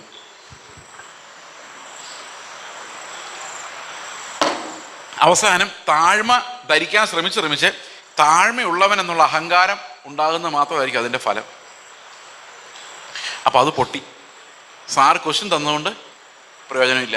സൂചിക്കുഴ അപ്പോഴും അങ്ങനെ തന്നെ ഇരിക്കുന്നു. അടുത്തത് സാറ് പറഞ്ഞു, എടാ ഒരു നല്ല വാർത്തയും കൂടെ ഉണ്ട്. ഞാൻ എന്താണ്? ഈ പ്രാവശ്യം നിന്റെ പരീക്ഷയുടെ പേപ്പർ നോക്കുന്നത് ഞാനാണ്. അപ്പോൾ ഞാൻ പറഞ്ഞു, വാവ് ഗ്രേറ്റ്. അപ്പോൾ സാർ ഒരു കാര്യം ചെയ്യും, ഞാൻ എല്ലാ ക്വസ്റ്റിൻ്റെ നമ്പർ ഇട്ട് വയ്ക്കാം, ആ ക്വസ്റ്റ്യൻ അതുപോലെ എഴുതി വെച്ചേക്കാം. അതിനകത്ത് സ്പെല്ലിംഗ് മിസ്റ്റേക്ക് ആയിരിക്കും, എങ്കിലും എങ്ങനെയെങ്കിലും ഒരിടത്ത് 5, 4, 8, 7, 3 ഒക്കെ ഇട്ട് എങ്ങനെയെങ്കിലും ഒരു 35 ആക്കി താ സാറേ. അപ്പോൾ സാറ് പറഞ്ഞാൽ പ്രശ്നം എന്താണെന്ന് വെച്ച് കഴിഞ്ഞാൽ ഈ എക്സാമിനേഷൻ്റെ ഒരു പ്രത്യേകത, ഒരു ക്വസ്റ്റ്യനിൽ ഉത്തരം തെറ്റിയാൽ എല്ലാത്തിലും തെറ്റി, ഒരു പ്രമാണം ലംഘിച്ചാൽ ന്യായപ്രമാണം എന്ന ചങ്ങല പൊട്ടിപ്പോവും. അതുകൊണ്ട് 100-ൽ 100 കിട്ടാത്ത ഒരുത്തിനും പാസ്സാവില്ല. അപ്പോൾ ഞാൻ അടുത്തിരിക്കുന്ന 98കാരനെ നോക്കി, അവൻ്റെ ഇരിപ്പ് അഹങ്കാരം, അവനും തോക്കാൻ പോകും, ആരും ജയിക്കാൻ പോകത്തില്ല. ഇവിടെ നീതിമാനെന്ന് പറഞ്ഞവനും അതിവിശുദ്ധി പ്രസംഗിച്ചവനും വെളുത്ത മാസ്കും വെളുത്ത തൊപ്പിയും വെച്ച് നടന്നവനും എല്ലാം പോക്ക. ഞാൻ അന്നേരം മനസ്സിലാക്കുന്ന ഈ മനുഷ്യ പ്രവൃത്തി, മനുഷ്യ നീതി, ഇതുകൊണ്ട് നീതിമാന്മാരായവർ, വിശുദ്ധരായവർ, നിങ്ങളെ വിശുദ്ധി പറഞ്ഞ് പേടിപ്പിച്ചവർ, സ്റ്റേജിൽ നിന്ന് നിങ്ങൾ വിശുദ്ധ ജീവിതം നയിച്ചില്ലെങ്കിൽ ഒരുത്തനും സ്വർഗത്തിൽ പോകില്ല എന്ന് പ്രസംഗിച്ചവർ എല്ലാം പോക്ക. കാരണം നിങ്ങൾ ആ മനുഷ്യനോട് തിരിച്ചൊരു ചോദ്യം ചോദിച്ചു നോക്കിയേ, ശരി ഞങ്ങൾ പോകില്ല, പാസ്റ്റർ സ്വർഗത്തിൽ പോകുമോ ചോദിച്ചു നോക്കിയേ. അപ്പോൾ ഞാൻ പോകും, അങ്ങനെയല്ലേ പറയുള്ളൂ. അപ്പൊ നിങ്ങൾക്ക് സ്വർഗത്തിൽ പോകാൻ ഇനി ആരെ പോലെ ആയാൽ മതി?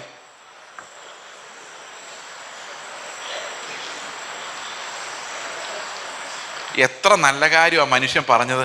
പറഞ്ഞു വന്നപ്പോൾ എന്തായി മാറി? അത് ഫെയ്ത്ത് അല്ലാതെ പ്രവൃത്തിയാൽ പറഞ്ഞു കഴിഞ്ഞപ്പോഴേക്കും അത് ദുരുപദേശമായി മാറിയില്ലേ? വേറൊരു വഴി അയാൾ സ്ഥാപിച്ചു. അപ്പോൾ ക്രിസ്തുവിൻ്റെ അടുത്ത് പോകാനുള്ള ഇനി അടുത്ത വഴി ഏതാണ്? പാസ്റ്റർ.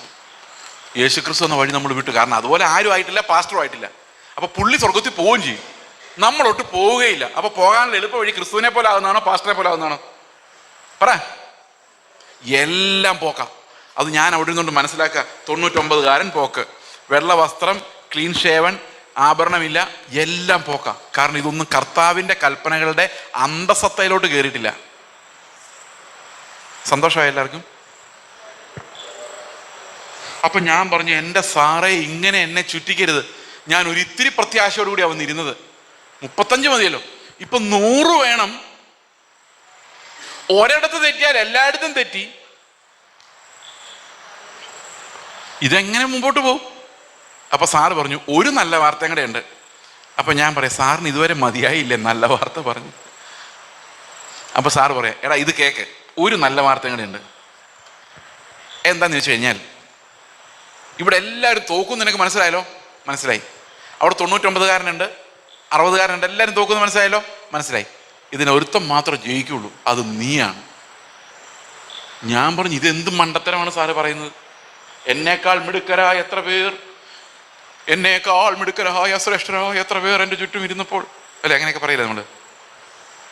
അപ്പൊ സാറ് പറഞ്ഞു, നീ വെറും പൊട്ടനാന്നുള്ള കാര്യം, നിനക്കൊരു എക്സാം എഴുതാനുള്ള ബുദ്ധി ഇല്ല എന്നുള്ള കാര്യം എല്ലാവർക്കും അറിയാം, ഗവൺമെൻറ്റിന് മനസ്സിലായിട്ടുണ്ട്.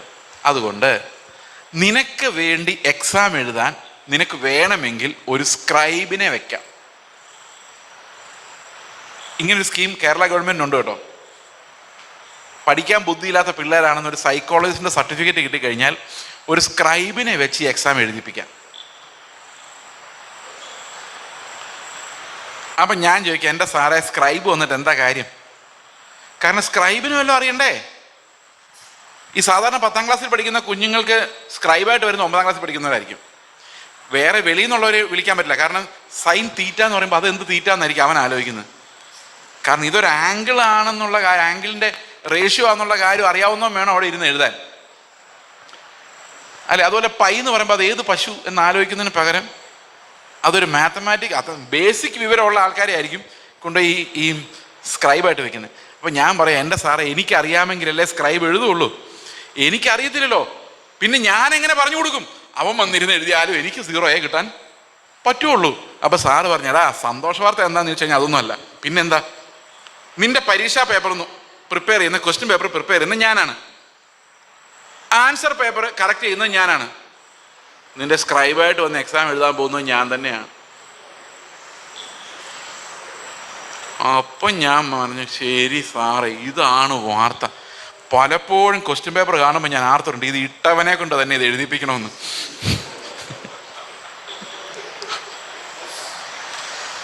അപ്പൊ കർത്താവ് പറഞ്ഞു, ഈ ന്യായവിധി നടത്തുന്ന നിയമങ്ങൾ ഉണ്ടാക്കിയ ഞാൻ തന്നെയാണ് നിന്റെ സ്ക്രൈബ്. അപ്പോൾ എത്ര മാർക്ക് കിട്ടും സഹോദരങ്ങളെ? എത്ര മാർക്ക് കിട്ടും? 100-ൽ 100 കിട്ടാൻ വേറൊരു വഴിയുമില്ല. 99 നമുക്ക് ചോദിക്കാം, കർത്താവ് ഉണ്ടാക്കിയ നിയമം, കർത്താവ് ഇട്ട മാർക്ക്, കർത്താവ് അനുസരിച്ച് അനുസരണം, പിന്നെ ഇതിനെങ്ങനെ 99 ആയത് നമുക്ക് ചോദിക്കാമല്ലോ. അപ്പൊ 100-ൽ 100 കിട്ടാനുള്ള ഒരേ ഒരു വഴി എന്താണ്? ഈ പരീക്ഷ അവൻ തന്നെ എഴുതുക എന്നുള്ളതാണ്. അപ്പൊ നിങ്ങൾ ചോദിക്കുമായിരിക്കും, ഇതൊക്കെ ഇയാൾ എവിടെ നിന്ന് കണ്ടുപിടിച്ചതാണ്? ഇത് ബൈബിളിൽ ഇങ്ങനെ വല്ലതും ഉണ്ടോയെന്ന്. നമുക്ക് 2-3 വാക്യങ്ങൾ വായിക്കാം, അപ്പോൾ അത് മനസ്സിലാവും. റോമാലേഖനം 7-ാം അധ്യായത്തിന്റെ 23, 21, 22, 23, 24 വായിച്ചേ. അങ്ങനെ നന്മ ചെയ്യുവാൻ ഇച്ഛിക്കുന്ന ഞാൻ തിന്മ എൻ്റെ പക്കൽ ഉണ്ട് എന്നൊരു പ്രമാണം കാണുന്നു. അടുത്തത്, ഉള്ളം കൊണ്ട് ഞാൻ ദൈവത്തിന്റെ ന്യായപ്രമാണത്തിൽ രസിക്കുന്നു. അപ്പോൾ ഉള്ളം കൊണ്ട് ഞാൻ ഒത്തിരി തീരുമാനം. അടുത്ത ആഴ്ചയോട്ട് ഞാൻ നന്നായിക്കോളാം, ഇനിമേലെ ഞാൻ അങ്ങനെ ചെയ്യത്തില്ല, ഇനിമേലെ കള്ളം പറയത്തില്ല, ഇനിമേലെ പൊങ്ങച്ചം പറയത്തില്ല. അടുത്തത്, എങ്കിലും ഉള്ളം കൊണ്ട് എത്ര ഞാൻ രസിച്ചാലും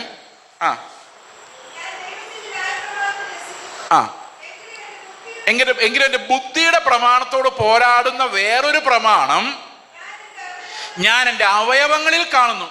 എന്ന് പറഞ്ഞു കഴിഞ്ഞാൽ, എനിക്ക് നന്നാവണമെന്ന് ആഗ്രഹം ഉണ്ടെങ്കിലും എൻ്റെ അവയവങ്ങളിൽ നിന്ന് വരുന്ന ഹോർമോണുകളും കെമിക്കൽസും കാരണം ഒരു ശത്രുവിനെ കാണുമ്പോൾ എൻ്റെ ഉള്ളിൽ നിന്ന് ഓടടാ, അടിക്കടാ, രക്ഷപ്പെടടാ എന്നുള്ള സിഗ്നലാണ് വരുന്നത് തലയ്ക്കകത്തുനിന്ന്. അതാ കെമിക്കൽ പ്രൊഡ്യൂസ് ചെയ്യുക. ദേഷ്യം, അഡ്രിനാലിൻ ഉണ്ടാക്കുവാണ്. എന്ത് ചെയ്യും?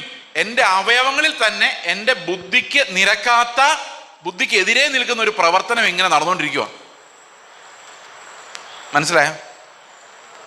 എനിക്ക് ഭാര്യയെ സ്നേഹിക്കണം എന്ന് ആഗ്രഹമുണ്ട്. പക്ഷേ ഈ സ്നേഹം എന്ന് പറയുന്ന കല്യാണം കഴിച്ച് 5-6 മാസം കഴിഞ്ഞപ്പം പോയി. ഡോപ്പമിൻ ആയിരുന്നു. ഡോപ്പമിൻ എന്ന് പറയുന്നൊരു ഒരു ഹോർമോൺ.